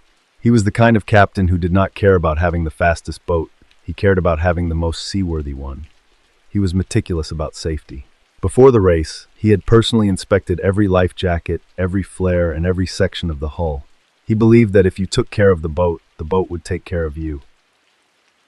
The crew was a tight-knit group of friends and family. They had sailed thousands of miles together, and they functioned like a single well-oiled machine. There was a sense of relaxed confidence on board as they watched the hundreds of other yachts jostling for position in the harbor. The sun was shining, a light breeze was blowing, and the shoreline was packed with thousands of spectators cheering and waving flags.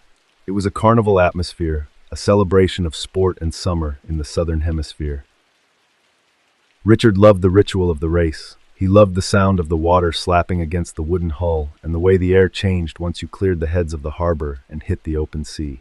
He had spent his entire life in the sailing culture of Australia, and he knew that while the race was a sport, the ocean was something else entirely. He treated the water with a quiet respect, never underestimating its power.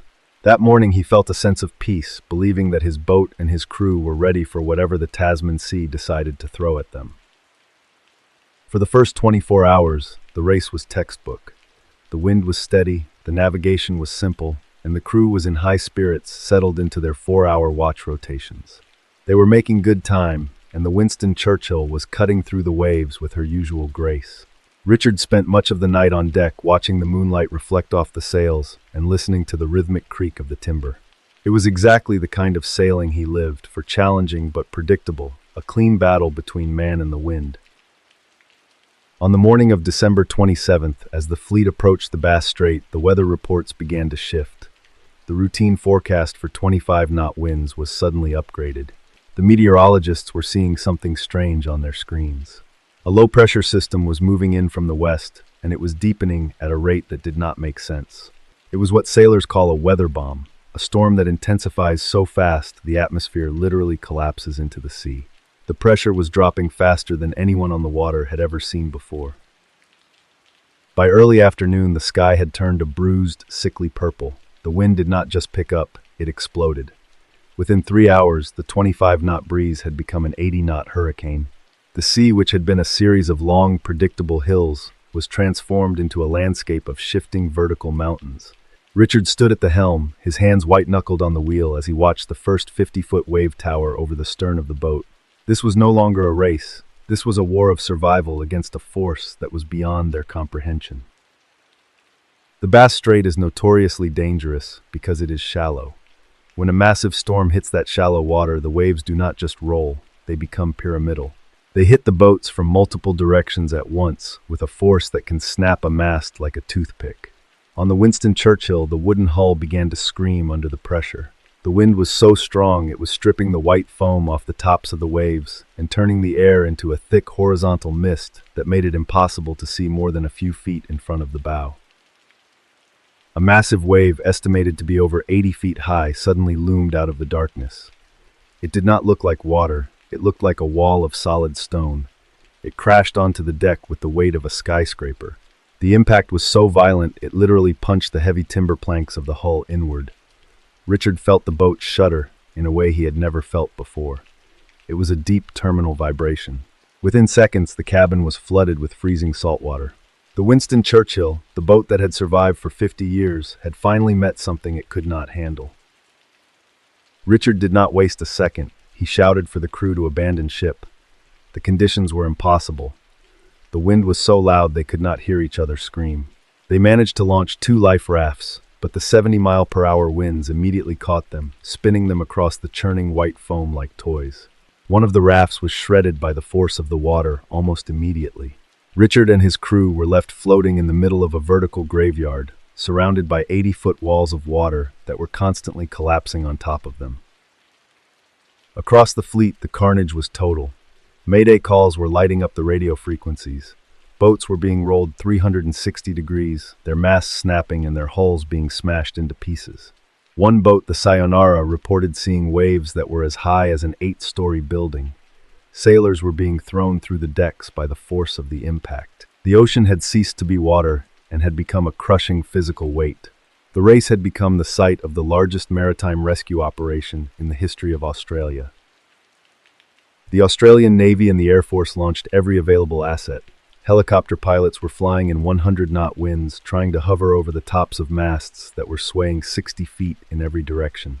The pilots were flying blind, using their instruments and the flashes of lightning to find the survivors in the water. It was a masterclass in survival tension. Men were being winched from the water while their boats were literally upside down beneath them. The bravery of the rescuers was the only thing standing between the fleet and total annihilation. In the water, Richard Winning was fighting to keep his crew together. They were huddled in the surviving life raft, which was being tossed around so violently that it was nearly impossible to stay inside. Every few minutes, a massive wave would flip the raft, and they would have to scramble back in their fingers numb and their bodies shaking from the onset of hypothermia. Richard kept talking, kept shouting their names, trying to keep them focused on the light of the morning. He knew that if they lost their will to fight, the Bass Strait would take them. By the time the rescue helicopters reached the location of the Winston Churchill, the boat was gone. There was only a field of broken timber and floating debris. The winch operators had to perform blind rescues, lowering the harness into the churning foam while the pilots struggled to keep the aircraft from being blown out of the sky. Richard was one of the last to be pulled up. As he rose into the air, he looked down at the spot where his family's boat had been. There was nothing left but the white, angry scars of the waves on the surface of the dark water. Out of the 115 boats that started the race, only 44 would ever reach the finish line in Hobart. 5 yachts had been sunk, and dozens more had been abandoned as derelict hulls. When the final count was made, 6 sailors were dead. 3 of them were from the crew of the Winston Churchill. Richard Winning survived, but he was a changed man. He had seen the limit of what a human being can endure, and he had seen the moment when the ocean decides that your technology and your experience no longer matter. The investigation into the 1998 disaster led to a complete overhaul of global offshore racing safety. But the real lesson was about the unique geography of the Bass Strait. The redefining clue was the meteorological data, which showed that the pressure had dropped so fast it created a weather bomb that perfectly opposed the current. This created waves that were not just high, but physically impossible to navigate. They were vertical walls of water that moved with the speed of a car. The disaster was a reminder that nature does not follow the rules of the game. Today, every sailor who enters the Sydney to Hobart race stops at a small memorial in the harbor of Hobart before they head back home. They look at the names of the 6 men who died that year, etched into the stone. The 1998 race is now the Mount Everest of sailing, the benchmark for endurance and safety. Richard Winning eventually returned to the sea, and he even returned to the race. But he never sailed a wooden boat again. He knew that the old girl had given everything she had to protect him, and that some debts can never be repaid. If you stand on the cliffs of the Australian coast during a storm, you can see the white water of the Bass Strait crashing against the rocks. It looks beautiful from a distance, like a landscape of shifting mountains. But for the survivors of '98, that water has a different meaning. They can still hear the sound of the carbon fiber snapping and the timber screaming. They know that the ocean is not a stadium. It is a wilderness that is indifferent to our prestige. And somewhere beneath those waves, the Winston Churchill is finally at rest, part of the seabed she was built to cross. The cold truth of that night was found in the radio chatter that was later analyzed by the authorities. Amidst the chaos and the screaming wind, there was a moment of absolute silence on the frequency, followed by a single steady voice from one of the sinking boats. The sailor did not ask for help or give his position. He simply said, "We are going down," and then there was nothing but static. It was a reminder that in the middle of a weather bomb, the only thing you have left is your voice, and even that can be swallowed by the roar of the sea. The memorial in Hobart is quiet now. The wind just a soft breeze moving through the rigging of the modern boats in the harbor. But the legacy of 1998 stays with every sailor who clears the heads of Sydney Harbor. They check their harnesses, they check their radios, and they look at the sky with a new kind of humility. They know that the horizon is a boundary that can shift in an instant, and that the only thing standing between them and the void is the strength of the hull beneath their feet and the luck of the wind.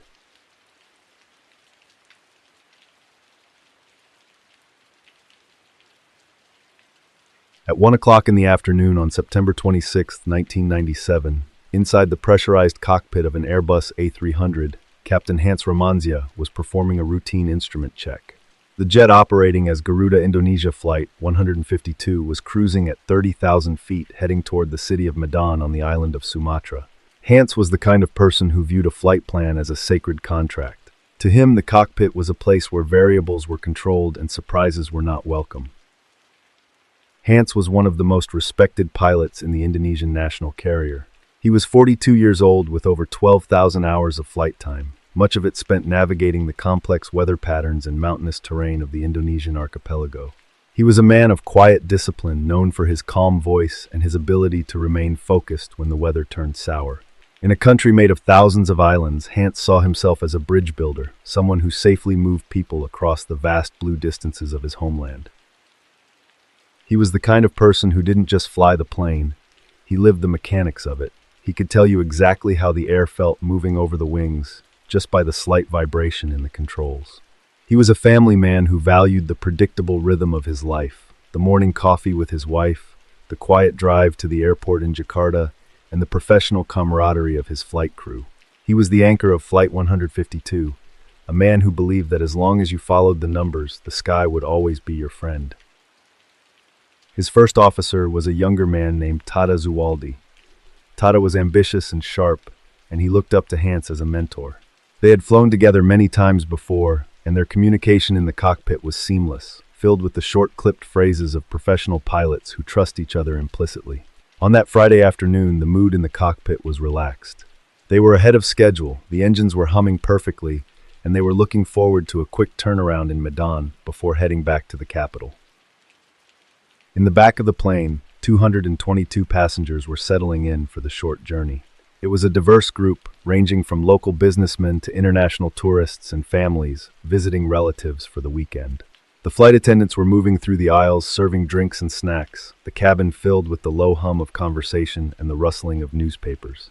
To the people in the seats, it was just another Friday flight, a routine hop across the Java Sea that would have them on the ground in time for dinner.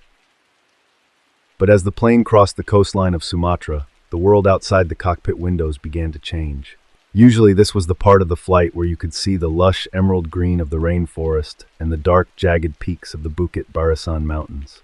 But that afternoon there was no green. There were no mountains. The entire island was swallowed by a thick, sickly, orange-gray wall of smoke. It looked less like weather and more like the end of the world.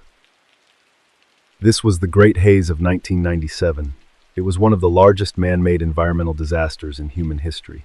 To clear land for palm oil plantations, massive swaths of the Indonesian rainforest were being burned to the ground.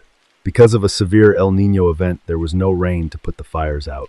For months, a cloud of toxic peat smoke and particulate matter had been hovering over Southeast Asia, stretching from Jakarta all the way to Singapore and Thailand.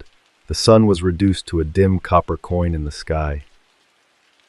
To Hans Ramenzia, the haze was a professional nuisance he had been dealing with for weeks. He was the kind of person who didn't let environmental chaos distract him from his procedures. He knew that even if he couldn't see the ground, his instruments could. He relied on the ground-based radar and the instructions from the air traffic controllers in Medan to guide him through the murk. He viewed the haze as a blindfold, and he was a man who had practiced walking in the dark until he could do it in his sleep. As they began their descent into Medan, the first small deviation occurred. The visibility was significantly worse than the reports had indicated. The smoke was so dense that it began to enter the aircraft's ventilation system, filling the cockpit with a faint, acrid smell of burning wood. Hans adjusted his oxygen mask and checked his altimeter. They were dropping through 12,000 feet, and the world outside was a featureless orange void. There was no horizon, no sky, and no ground. There was only the hum of the jet and the glowing screens of the instrument panel. The air traffic controller in Medan, a man named Adi, was under immense pressure. Because of the haze, the airport's radar system was struggling to keep up with the volume of traffic. Adi was juggling multiple flights, all of them flying blind and relying on him to keep them separated in the smoke. He was looking at a screen that was lagging by several seconds, a technical glitch that would prove to be the trigger event of the disaster. He thought Flight 152 was in a slightly different position than it actually was. Adi issued a vector to Hans, telling him to turn left and descend to 3,000 feet for his final approach to runway 0-5. This was a standard instruction, but in the heat of the moment and the confusion of the smoke, a fatal miscommunication occurred. Hans, confused by a previous instruction and disoriented by the lack of a visual horizon, asked for clarification on the turn. The radio chatter became a tangle of overlapping voices and technical jargon. In the chaos, Hans initiated a turn to the right instead of the left. The pressure in the cockpit began to escalate. Hans and Tata were focused on their instruments, trying to find the glide slope that would lead them to the runway.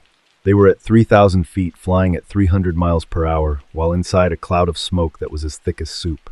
Because they had turned right, they were no longer heading toward the flat coastal plain where the airport was located. They were heading directly toward the high, jagged slopes of Mount Sibalangit, a peak that was completely hidden by the Great Haze.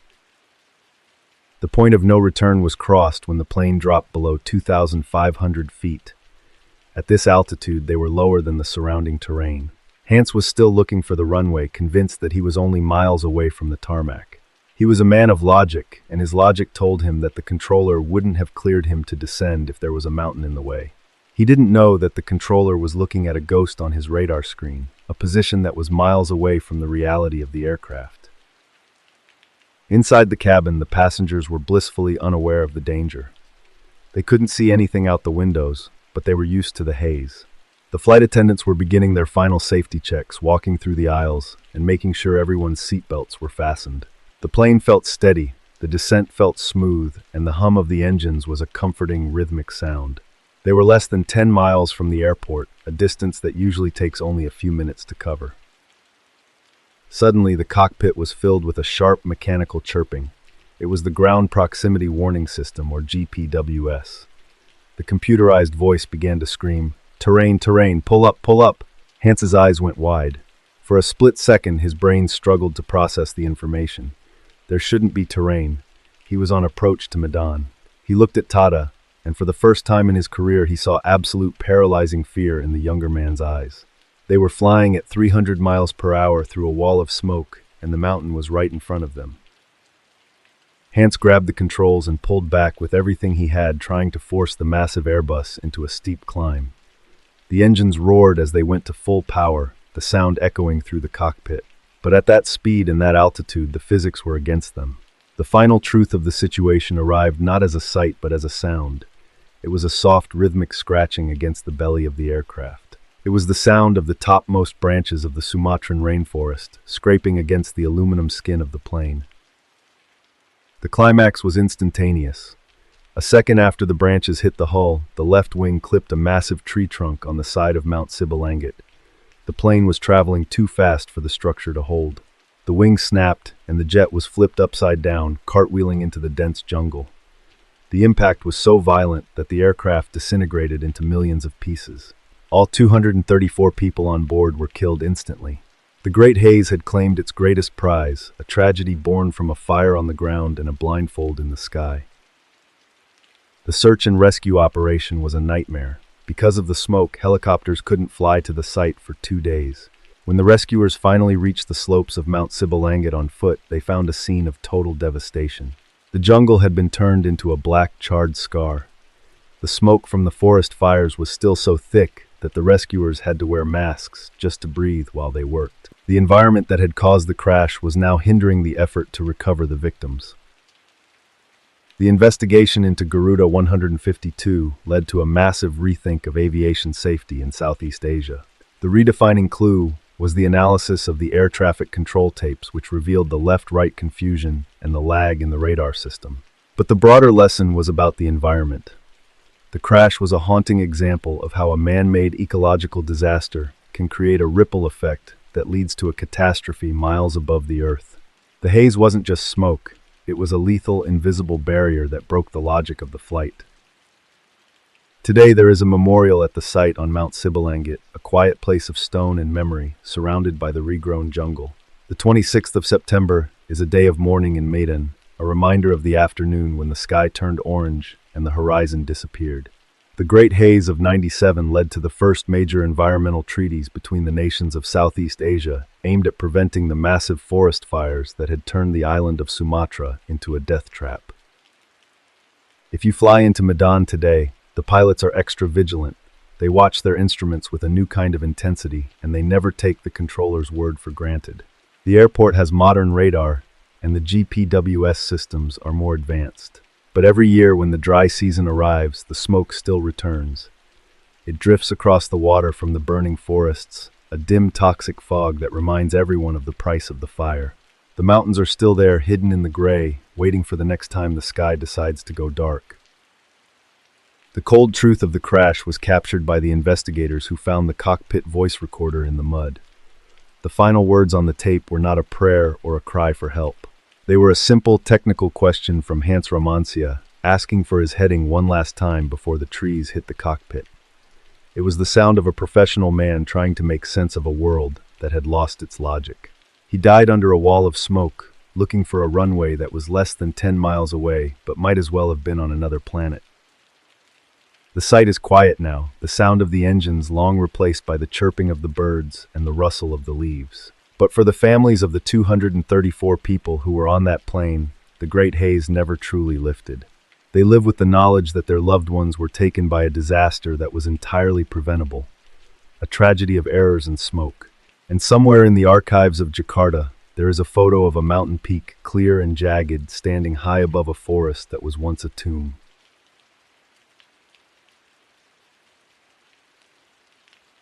In early January of 1997, in the jagged granite peaks of the High Tatra Mountains on the border of Poland and Slovakia, a group of 5 university students was in the middle of a completely ordinary situation. Marek, a 21-year-old cross-country runner, was the kind of person who found a deep sense of peace in the rhythm of his own breathing. That morning, he was only tightening the laces on his heavy boots and laughing with his friends as they prepared to leave a warm mountain shelter for a routine traverse across a high ridge. Marek was the kind of person who did not believe in shortcuts. At his university in Krakow, he was known for being the first one at the track in the morning and the last one to leave. He was a competitive athlete, a runner who specialized in long distances because he had a very high tolerance for discomfort. He liked the clarity of a training plan and the way a map told you exactly where you were supposed to be. To him, the mountains were just a larger version of the track, a place to test his lungs and his legs against the weight of the world. His friends were exactly like him. They were a tight-knit group of 5, all of them student athletes who had spent their entire lives exploring the Polish highlands. They were not weekend tourists looking for a quick thrill. They were experienced hikers who carried the right gear, checked the weather reports, and respected the rules of the trail. That morning, as they stood outside the mountain hut, the air was crisp and the sun was just beginning to hit the granite peaks. It felt like a perfect day to be young and capable. For Marek, the high Tatras were the roof of Poland, a place where the air was thinner and the world seemed to fall away into the valleys below. He had a specific ritual whenever he reached a high ridge. He would stop for a moment, look out over the jagged horizon, and take a deep, cold breath that felt like it was cleaning out his lungs. He loved the silence of the high peaks, the way the wind sounded when it moved through the granite crevices. He felt a sense of belonging in that vertical landscape that he never quite felt in the crowded streets of the city. The group of 5 functioned like a single, well-oiled machine. They moved with a steady, synchronized pace, their crampons clicking against the frozen ground in a rhythmic cadence. They were heading toward a section of the mountain known for its dramatic views and its exposed, narrow paths. They were carrying heavy backpacks filled with extra layers of wool and high-energy snacks. They had planned this trip for months, and they had a clear goal to reach the next shelter before the sun began to drop behind the peaks. Marek was the lead navigator that day. He was the kind of person who checked the compass every 20 minutes just to be sure. He enjoyed the responsibility of leading his friends. He would occasionally look back over his shoulder to check on the group, making sure everyone was keeping up and that no one was struggling with the altitude. They were all in peak physical condition, their heart rate steady and their movements precise. They were athletes in their prime, and the mountain felt like a training ground that was happy to have them. By midday, they reached the higher elevations where the granite was covered in a thick, crystalline layer of ice. The landscape was beautiful but stark, a world of white and gray that stretched out in every direction. They were several miles away from any shelter, moving along a narrow spine of rock that separated the Polish and Slovakian sides of the range. The air was cold, but the sun was still bright, and the group was making excellent time. They stopped for a few minutes to share some chocolate and take a few photos of the Monk, a famous rock formation that looked like a cloaked figure watching over the valley. The first small deviation occurred shortly after 1 o'clock. Marek noticed that the sun, which had been a brilliant yellow for hours, was suddenly beginning to dim. It was not a cloud moving in front of it. It was as if the air itself was becoming thicker and grayer. He looked toward the west and saw a wall of dark, churning clouds moving toward them with a speed that did not seem possible. In the high Tatras, the weather is a wall. The mountains act as a barrier between northern and southern Europe, and when 2 weather systems collide there, the result is a sudden and violent storm. Marek signaled for the group to pick up the pace. He knew they were in an exposed area and they needed to reach the tree line before the storm hit. But within 10 minutes, the wind began to scream. It was a high piercing sound that made it impossible to talk. A fine powdery snow began to fall, turning the air into a white haze. The temperature dropped 20 degrees in a matter of seconds. Marek pulled his goggles down over his eyes and looked at his compass, but the needle was dancing. The atmospheric pressure was dropping so fast it was affecting his equipment. The rising pressure of the storm was absolute. Within 20 minutes of the first cloud appearing, the group was caught in a total whiteout. In a whiteout, the world ceases to have any meaning. There is no sky, there is no ground, and there is no horizon. You are standing inside a featureless white sphere where up and down feel identical. Marek could only see the person directly behind him if they were less than 5 feet away. The wind was so strong it was literally pushing them off their feet, forcing them to crouch low to the ground. Marek tried to keep the group together, but the noise of the wind was deafening. He realized they were no longer on the trail. The markers which were painted on the rocks every few hundred yards had been swallowed by the snow.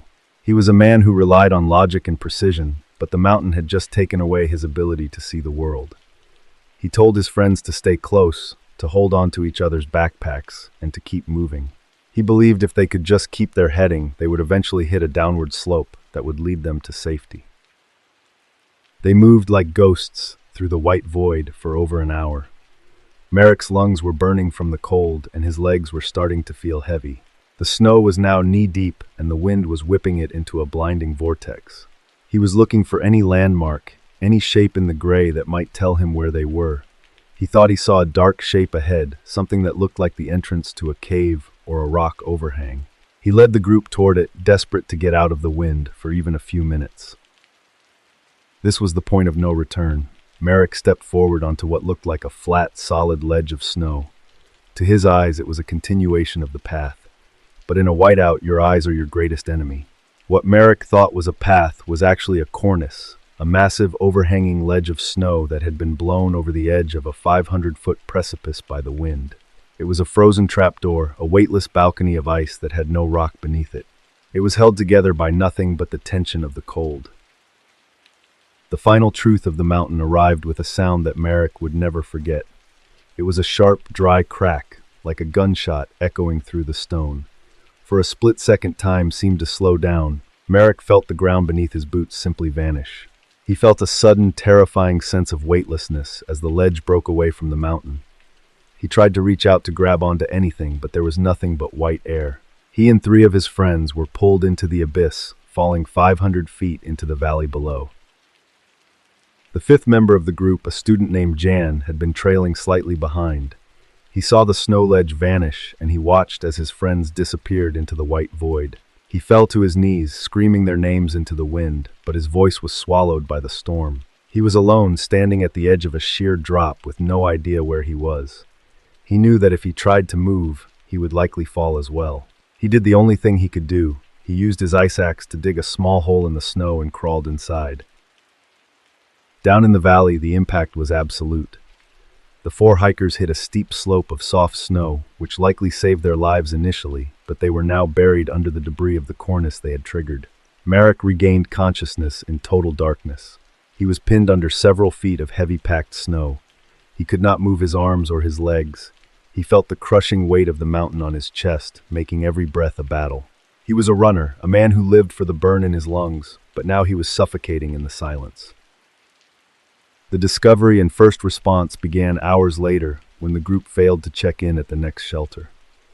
The TAPR, the Tatra Volunteer Search and Rescue, was mobilized.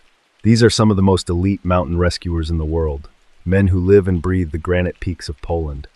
But even for them, the storm was too violent. They had to wait for the wind to drop before they could launch a search. When they finally reached the ridge the next morning, they found 5 sets of skis standing upright in the snow like grave markers.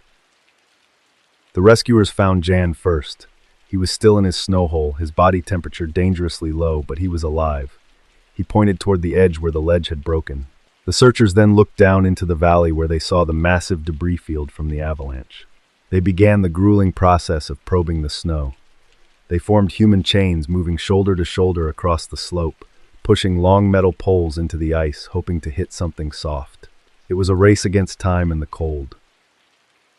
Merrick was found 24 hours after the fall. The rescuers hit something with a probe and began to dig frantically. When they reached him, they were shocked to find that he was still breathing.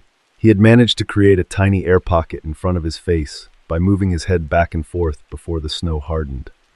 But the most incredible part was what they saw as they pulled him out. Merrick's legs were still moving.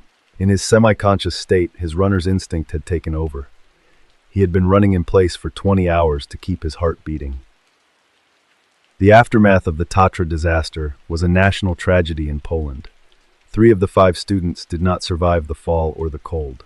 They were found buried deep in the avalanche debris. Their lives ended in the prime of their athletic careers.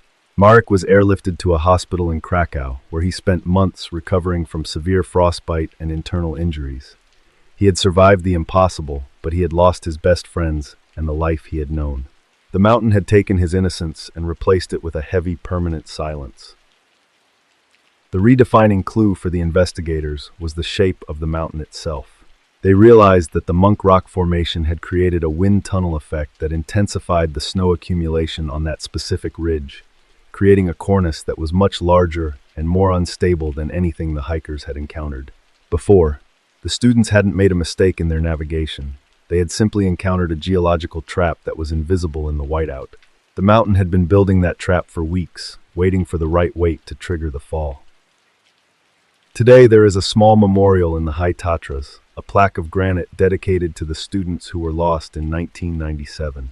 It stands at the entrance to the trail, a reminder to everyone who enters the park that the weather is not just a backdrop, it is a force that can rewrite the world in a matter of minutes. Merrick eventually returned to the mountains, but he never ran on the ridges again. He preferred the lower trails, the ones where the trees provided a horizon and the ground felt solid beneath his feet. If you hike in the Tatras today, you will see the modern Topper digital alert system, which sends real-time weather warnings to every hiker's phone. It is a sophisticated, life-saving piece of technology that was built because of the tragedy on the ridge. But when the clouds start to move in from the west and the granite peaks begin to disappear into the gray, the locals will tell you to turn back. They know that in a whiteout, the only thing you can trust is the mountain's ability to disappear right beneath your feet. The cold truth of the Tatra disaster is captured in a single physical detail from the rescue site. When the searchers finally cleared the snow from the area where the cornice had been, they found a perfectly straight line of rock where the ice had detached. It looked like a clean surgical cut. It was a reminder that the boundary between solid ground and thin air is often just a thin layer of frozen water. And sometimes the only thing keeping you on the right side of that line is the luck of a single step. Merrick still runs, but his pace is different now. He doesn't look at the watch or the training plan. He just moves for the sake of moving, feeling the air in his lungs and the rhythm of his heart. He knows that he is a man who was saved by his own endurance, but he also knows that he left a part of himself on that ledge. And every winter, when the snow begins to fall over Krakow, he looks toward the south at the jagged white horizon and remembers the sound of the crack that changed everything. The skis were eventually taken down from the mountain and returned to the families, but the images of them standing upright in the white void stayed in the minds of the Polish public for years. They were the last trace of a perfect day that turned into a vertical nightmare. The mountain remains indifferent and beautiful, a roof of granite that watches over the border. And in the silence of the high ridges, if you listen closely to the wind, you can still hear the echo of a runner's breath moving through the whiteout.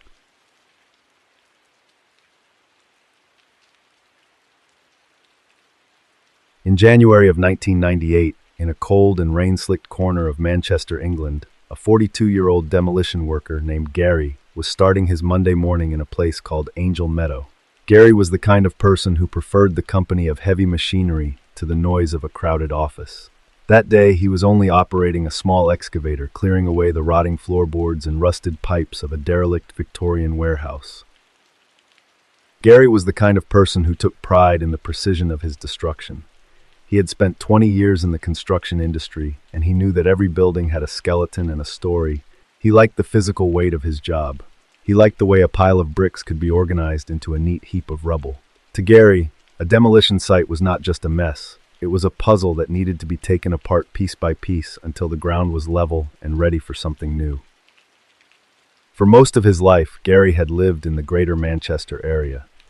He was a man who understood the rhythm of the city. He knew which neighborhoods were on the rise and which ones were being left behind by time.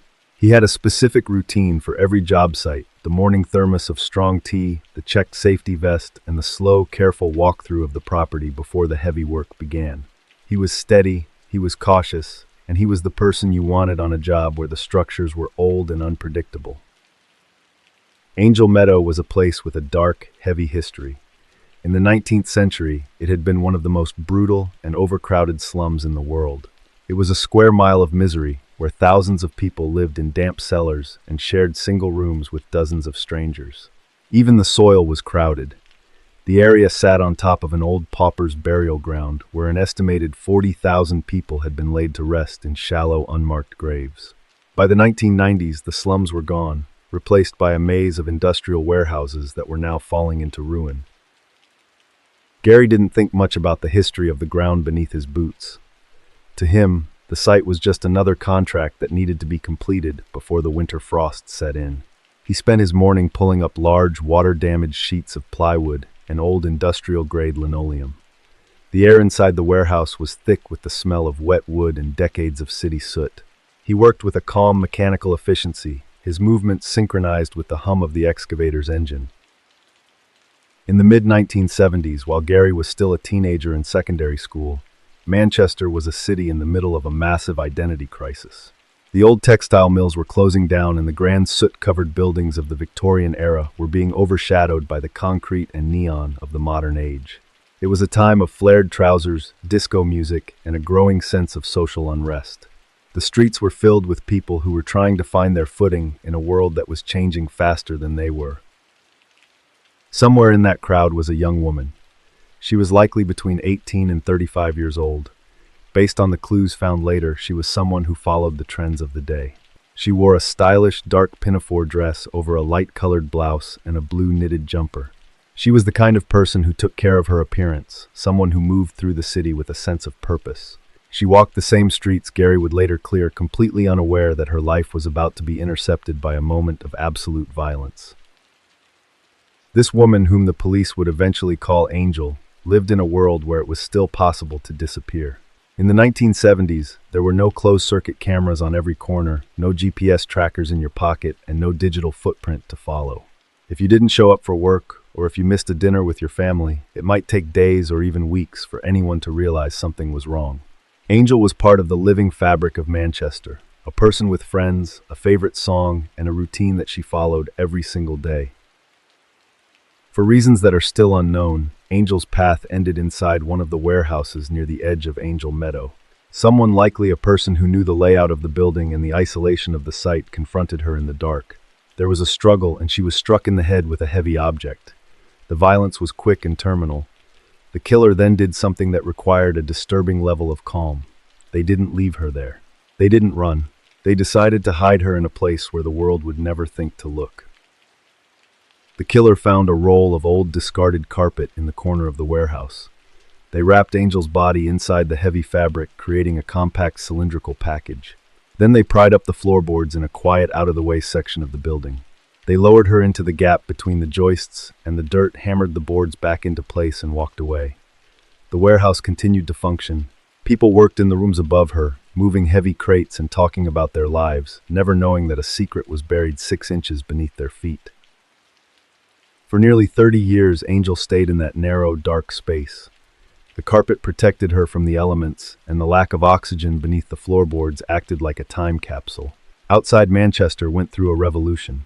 The factories were converted into luxury flats, the music scene exploded, and the city hosted the Commonwealth Games.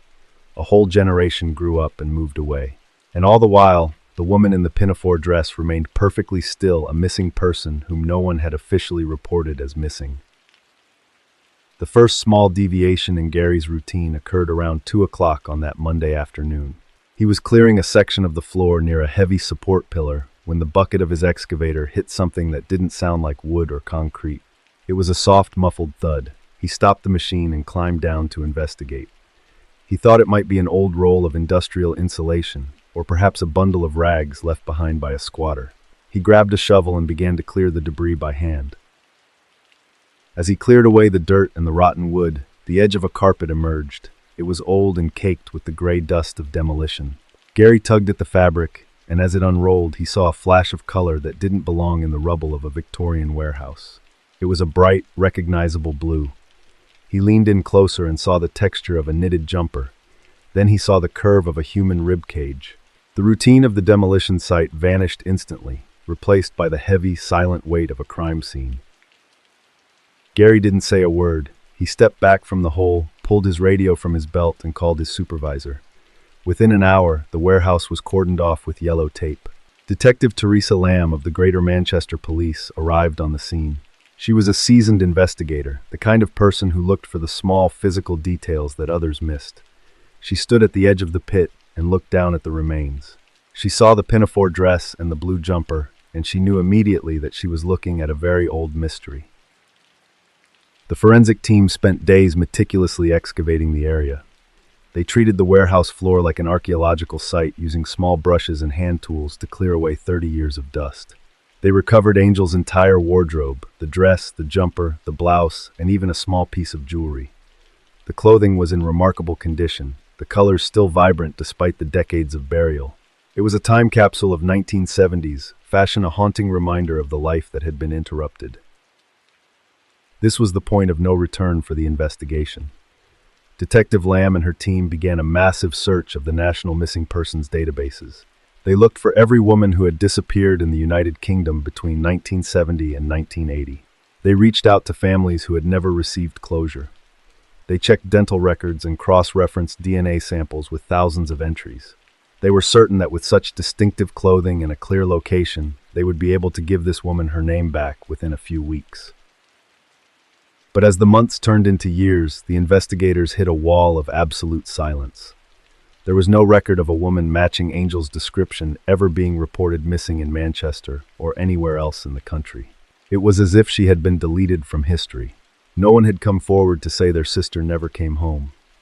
No one had called about a friend who vanished from a factory shift in 1975. Angel was a ghost who had left no ripple behind her. She had been a living, breathing person, yet she was invisible to the record. The discovery of the missing ripple was the most unsettling part of the case for the police. It suggested a level of isolation that was hard to comprehend. How could a young woman be murdered and hidden for 30 years without a single person in a crowded city noticing she was gone? Was she a runaway, a traveler from another country, or was she someone whose entire social circle was also living in the shadows? The investigation into her identity became a labyrinth of dead ends, a search for a name that seemed to have been erased from the earth. In the aftermath of the discovery, the case of the Angel of the Meadow became a symbol for the forgotten. She was buried in a nondescript grave in a Manchester cemetery. The headstone marked only with the date she was found and the name the police had given her. Detective Lamb and Gary, the demolition worker, were among the few people who attended the service. To Gary, the site was no longer just a job. He never forgot the color of that blue jumper as it emerged from the gray dust of the floorboards. The redefining clue came years later with the advancement of forensic technology. In the early 2000s, scientists performed an isotopic analysis on her teeth. This process can determine where a person lived by the chemical signatures in their tooth enamel, which are formed by the water they drank as children. The results were shocking. The analysis suggested that Angel had not grown up in Manchester at all. She was likely from Northern Europe, possibly the Netherlands or Germany. She was a stranger in a strange land, a detail that explained why no local families had reported her missing. The final tightening of the mystery happened in 2024, when the Greater Manchester Police released a high-tech CGI reconstruction of Angel's face. It was a hauntingly lifelike image of a young woman with a steady gaze and a slight knowing smile. They hoped that someone somewhere in Europe would see that face and recognize a long-lost relative. But even with the power of global social media, the silence remained. Angel is a secret that the city of Manchester is still holding on to a person whose life was ended in the dark and whose name remains a ghost. Today, the site of the warehouse in Angel Meadow is a functional development. There are no markers to show where Gary found the roll of carpet, and the people who live in the new apartments likely have no idea about the woman who spent 30 years beneath the floorboards. The case is a reminder of how easily a human being can be lost in the crowd of a city. It is a story of a hidden threshold where the routine of a busy life can be crossed by a moment of violence that leaves no trace for 3 decades. The cold truth of the Angel of the Meadow is found in the DNA evidence that is still being processed in 1998. It showed that she was healthy, well-nourished, and in the prime of her life when she was killed. She wasn't someone who was struggling to survive. She was someone who was thriving, and yet she was taken so completely that even the modern world cannot find her. She remains the Angel of the Meadow, a woman who is defined not by her name, but by the place where she was finally found. Gary eventually retired from the demolition business. He moved to a quiet house in the countryside, far away from the soot and the noise of the city. But he still keeps a small blue knitted jumper in the back of his mind. He knows that every building has a story, and some stories are never meant to be finished. He knows that even when you level the ground and build something new, the past is still there waiting in the silence for someone to pick up a shovel and start digging. As we move from the industrial ruins of Manchester to the deep toxic green of the Amazon rainforest, the theme of the invisible remains. In our next story, we are heading to a place where thousands of men disappeared in a matter of months, not because of a carpet under a floorboard, but because of a liquid that looked like silver and acted like a slow-motion bomb. In the mining camps of Aripuanan, the danger was not a secret hidden for 30 years. It was a poison that everyone could see, but no one could escape.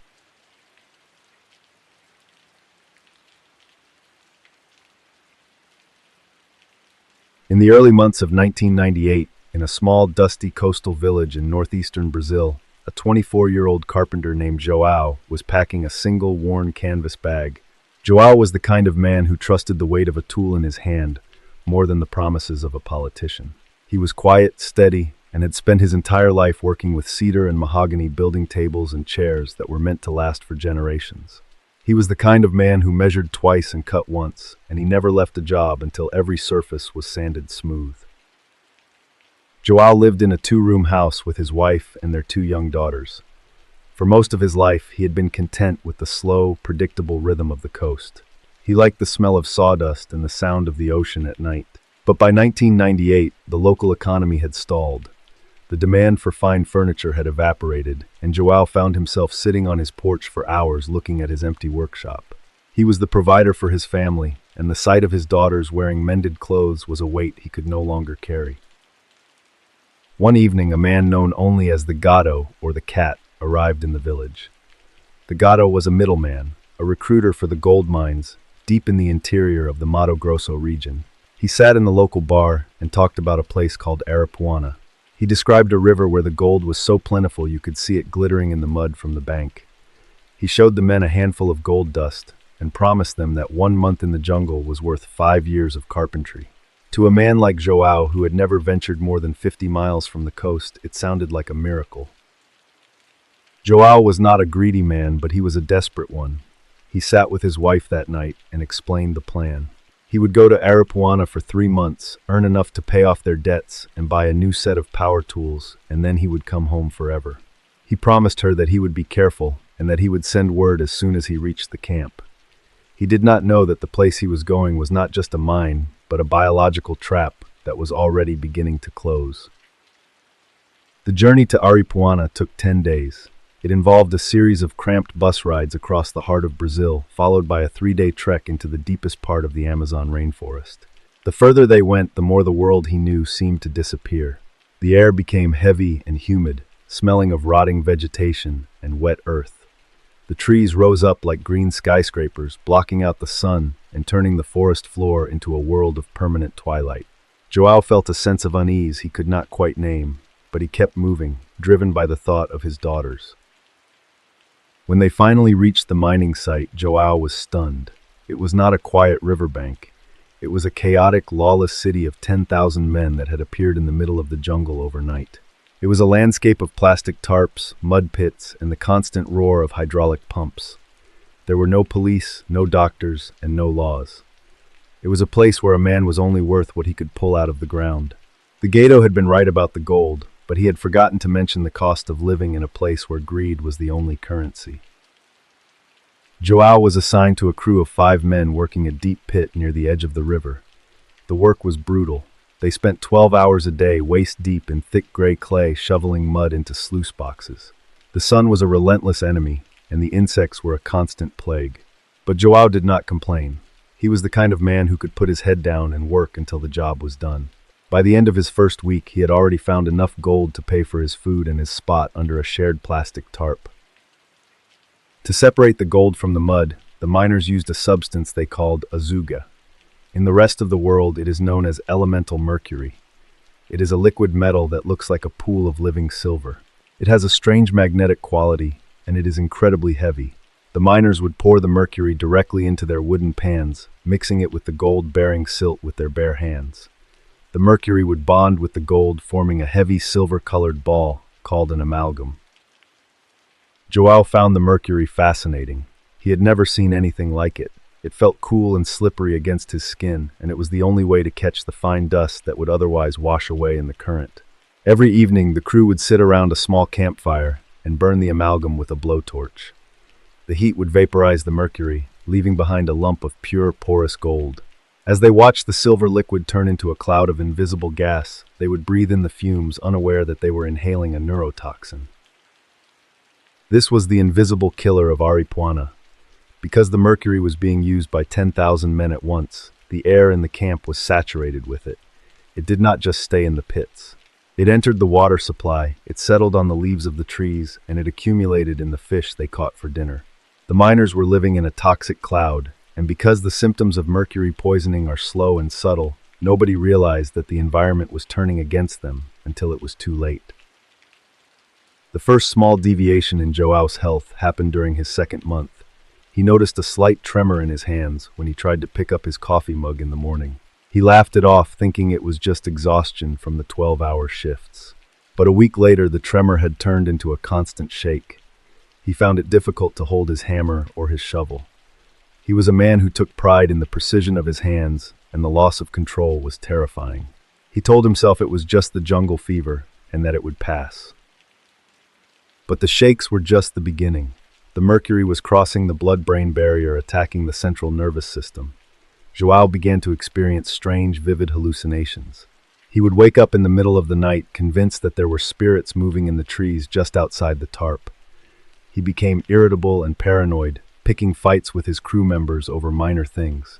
This was the Mad Hatter effect, the neurological breakdown that had plagued hatmakers in the 19th century, now playing out in the deep Amazon. All across the camp, the rising pressure was becoming undeniable. The mercury madness was turning a lawless city into a violent one. Men who had been friends for weeks were suddenly accusing each other of claim jumping or stealing gold dust. There were reports of fratricidal killings in the middle of the night, fueled by the paranoia and the desperation of the golden fever. In a world with no laws, the only response to fear was violence. Joao felt the atmosphere in the camp shifting, a dark, heavy tension that seemed to vibrate in the air. Disappearances became a daily occurrence. A man would walk into the trees to find firewood or to go to the river, and he would simply never come back. The miners called it the Green Wall. They believed the jungle itself was taking people, reclaiming the space that had been carved out by the shovels and the pumps. But the truth was more human and more tragic. Men were either being killed for their gold, or they were wandering off into the forest in a state of mercury-induced delirium, unable to find their way back to the lights of the camp. Joao realized he had reached the point of no return. He wanted to leave, but the gado had disappeared, and the only way out was a 3-day trek through a forest that now felt like a predatory animal. He was weak. His hands were shaking so hard he could barely eat, and his mind was a fog of fear and half-remembered dreams. He sat by the river and watched the water run a sickly metallic silver. He realized that the miracle he had been promised was actually a curse, and that the gold he had worked so hard for was now his death sentence. In late 1998, the Brazilian military finally launched a massive operation to close the illegal mines of Aripuana. They had received reports of the environmental devastation and the human rights abuses occurring in the Mato Grosso. They moved in with helicopters and hundreds of troops, burning the plastic tarps and destroying the hydraulic pumps. They found a ghost village, a landscape of abandoned equipment and shallow, unmarked graves. The men who had descended on the site with such hope were now broken, toxic versions of their former selves. The soldiers found Joao sitting in his pit, still holding a wooden pan filled with a pool of liquid mercury. He did not try to run, and he did not say a word. He just stared at the silver liquid with a look of absolute vacant confusion. He was airlifted to a hospital in Cuiabá, but the damage to his nervous system was permanent. He was a man who had gone into the jungle to build a future for his daughters, but he returned as a man who could not even hold their hands without shaking. The redefining clue for the investigators was the concentration of mercury found in the soil and the water. It was thousands of times higher than the safe limit. They realized that Aripuana was not just a crime scene, it was an environmental disaster that would last for a century. The gold rush had turned a pristine part of the Amazon into a gray, toxic void. The mercury had entered the food chain, poisoning the indigenous tribes who lived miles downstream and who had never even seen a gold mine. The aftermath of the '98 rush led to stricter mining laws and a permanent military presence in the Mato Grosso. But the ghost of Aripuana still lingers. Every few years, a new gold rush breaks out in another remote corner of the forest, and a new group of men is lured by the promise of the gato. They go into the trees looking for a miracle, and they find the same silver poison waiting for them in the mud. The cycle of greed and toxicity continues, a slow-motion catastrophe hidden under the green canopy. Joao eventually returned to his coastal village.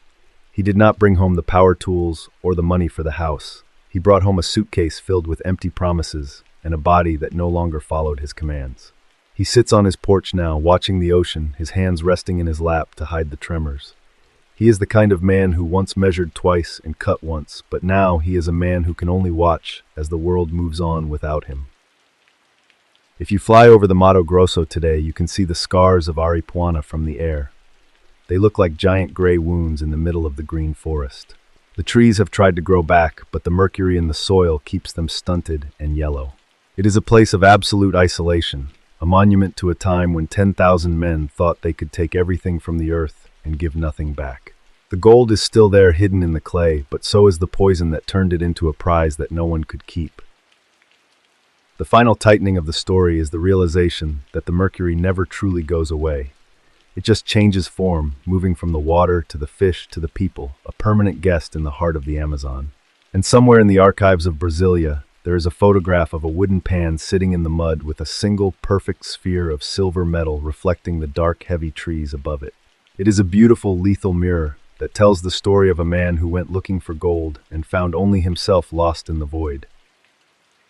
Today, the rivers of the Aripuana region still run with a metallic shimmer after a heavy rain, a sign that the Azug is still there waiting.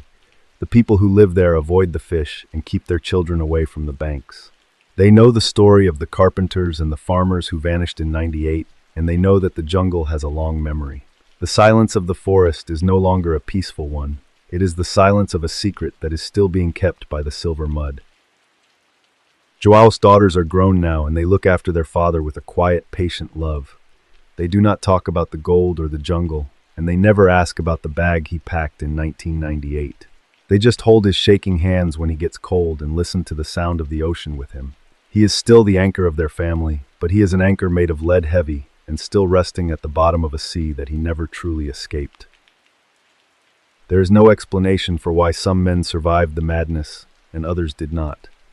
It was not about strength or luck. It was about the air you breathed and the water you drank.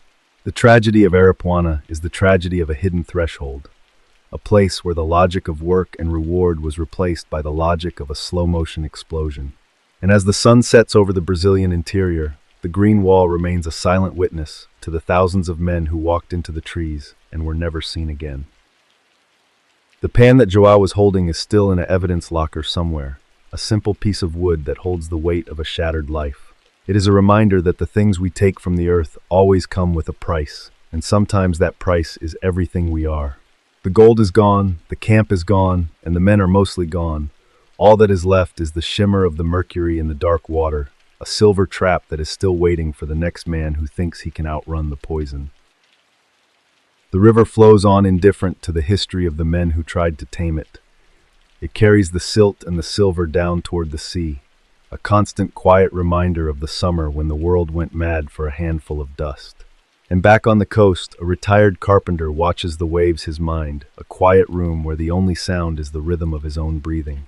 He is finally home far away from the trees, but he knows that the silver liquid is still moving in his blood, a part of him that will never be sanded smooth.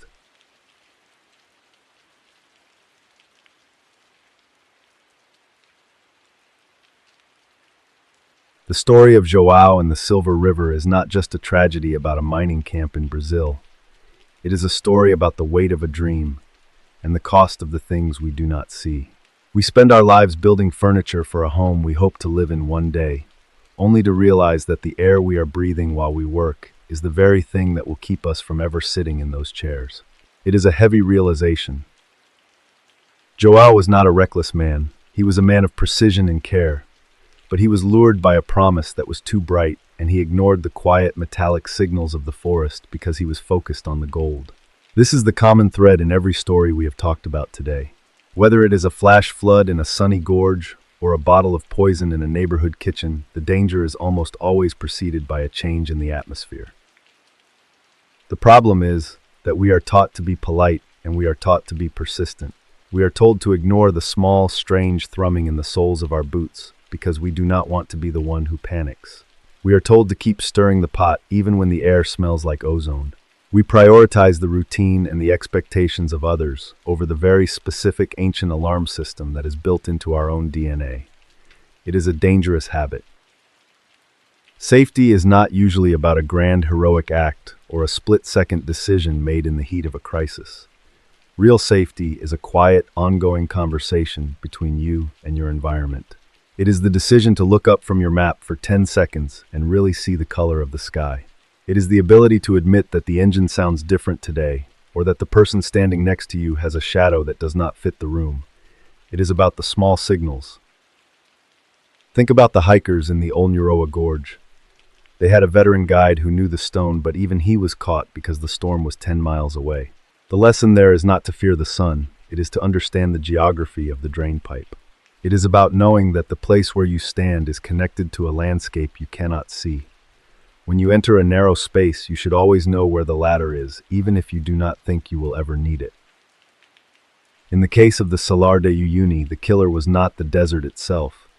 It was the decision to walk into the white void without a fixed point of reference. When we find ourselves in a situation where the horizon disappears, our first instinct is to move. We feel like we have to do something, but sometimes the most life-saving habit you can develop is the ability to sit still. It is the realization that moving in the wrong direction is much worse than not moving at all. We also looked at the stories where the danger was human. The warehouse in Virginia and the festival in Wakayama are places where we expect to be safe. They are the settings of our daily lives. The lesson here is not to live in a state of paranoia, but to pay attention to the small deviations in character. People almost always broadcast their intentions before they act. There is a shift in the rhythm, a word that is out of place, or a sudden unexplained interest in a routine task. If you find yourself in a room where the energy suddenly feels heavy, or if you meet someone whose smile does not reach their eyes, trust that feeling. Do not worry about being rude, and do not worry about being wrong. Your body is a biological machine that has been refined over millions of years to detect threats that your conscious mind has not yet categorized. When that internal vibration starts, it is because something in the geometry of the room has shifted. One of the most powerful habits you can build is what I call the 1% check. Before you start a hike, before you enter a building, or before you get into a car, take 1% of your time to identify the exit. Do not just look at the door. Look at the window, the fire escape, or the high ledge. Make it a game. If the world suddenly turned into a river of mud or a cloud of smoke, where would you go? This one small habit creates a mental map that can save your life. In the stories of Swissair 111 and Garuda 152, the pilots were masters of their craft. They were men of logic and procedure, but they were defeated by a lack of information. They were flying into a mountain because they couldn't see the trees, and they were fighting a fire they couldn't reach. The takeaway is to never ignore the smell of smoke, even if the instrument panel says everything is green. If your senses tell you a story that the screen does not trust your senses. The woman in the piano and the angel of the meadow were lost because they were invisible in the middle of a crowd. They were deleted from history because no one noticed the ripple of their absence. This is perhaps the most important safety habit of all. Stay connected. Make sure that there is always someone who knows where you are and when you are expected to be back. Do not be a ghost in your own life. Having a witness is the first line of defense against the void. Every year, thousands of people find themselves at a threshold they do not recognize. They take one step onto a snow ledge that looks solid, or they breathe in a cloud of silver dust that looks like a dream. They are not looking for danger. They are just living their lives. But the common factor in almost every survival story is the moment the person stopped and said, "This is not right." They listened to the crack in the ice before it became a fall. They noticed the silence. I want you to leave this episode today, not feeling frightened, but feeling equipped. The world is a beautiful prehistoric place, but it is also a landscape of physics and chemistry that does not care about our plans. You are the only person who is truly responsible for your own threshold. By paying attention to the small signals and trusting your own biological alarm system, you can make sure that you are the one who tells the story later, instead of being the subject of it. If you have stayed with me through all 13 of these cases, I want to say thank you. It is a long journey through some very dark places, and I appreciate you sitting here with me to look at these details. We tell these stories because we believe that by understanding the cost of these tragedies, we can honor the people who were lost and learn something real about the world we live in. It is about more than just mystery. It is about the value of a human life. If you found these stories meaningful, please consider sharing this with someone you care about. It might be the reason they decide to check their fuel line or bring a satellite phone on their next trip. We are trying to build a community that values the truth and the lessons that hide in the archives. You can also join the conversation in the comments and let me know which of these details stuck with you the most. I read as many as I can and I truly value your perspective. I will be back soon with more cases and more deep dives into the unexplained. Until then, keep your eyes on the horizon, but stay aware of the ground beneath your feet. Pay attention to the way the air smells and the way the shadows move. Trust your gut, look for the exit, and never be afraid to turn back if the geometry of the day feels wrong. It has been an honor to tell these stories for you today. I hope you have a safe and peaceful night. I am going to stop here for now. Take care of yourself and look out for each other. The world is vast and the mirrors are many, but you are the one who decides which way to turn. Thank you for listening, and thank you for being part of this. I will see you in the next one. This has been a collection of stories from the edge of the threshold, where the routine meets the remarkable. Good night, and stay safe out there in the dark. I really do appreciate your support. If you have not already, hit that subscribe button and tap the like. It really does help us keep this show going. We have so many more stories to tell, from the deep mountains to the silent rooms of the city. I am glad you are here for the journey. We will be back soon with Story 64. Until then, remember that the most important thing you can carry with you is your own awareness. Talk to you soon.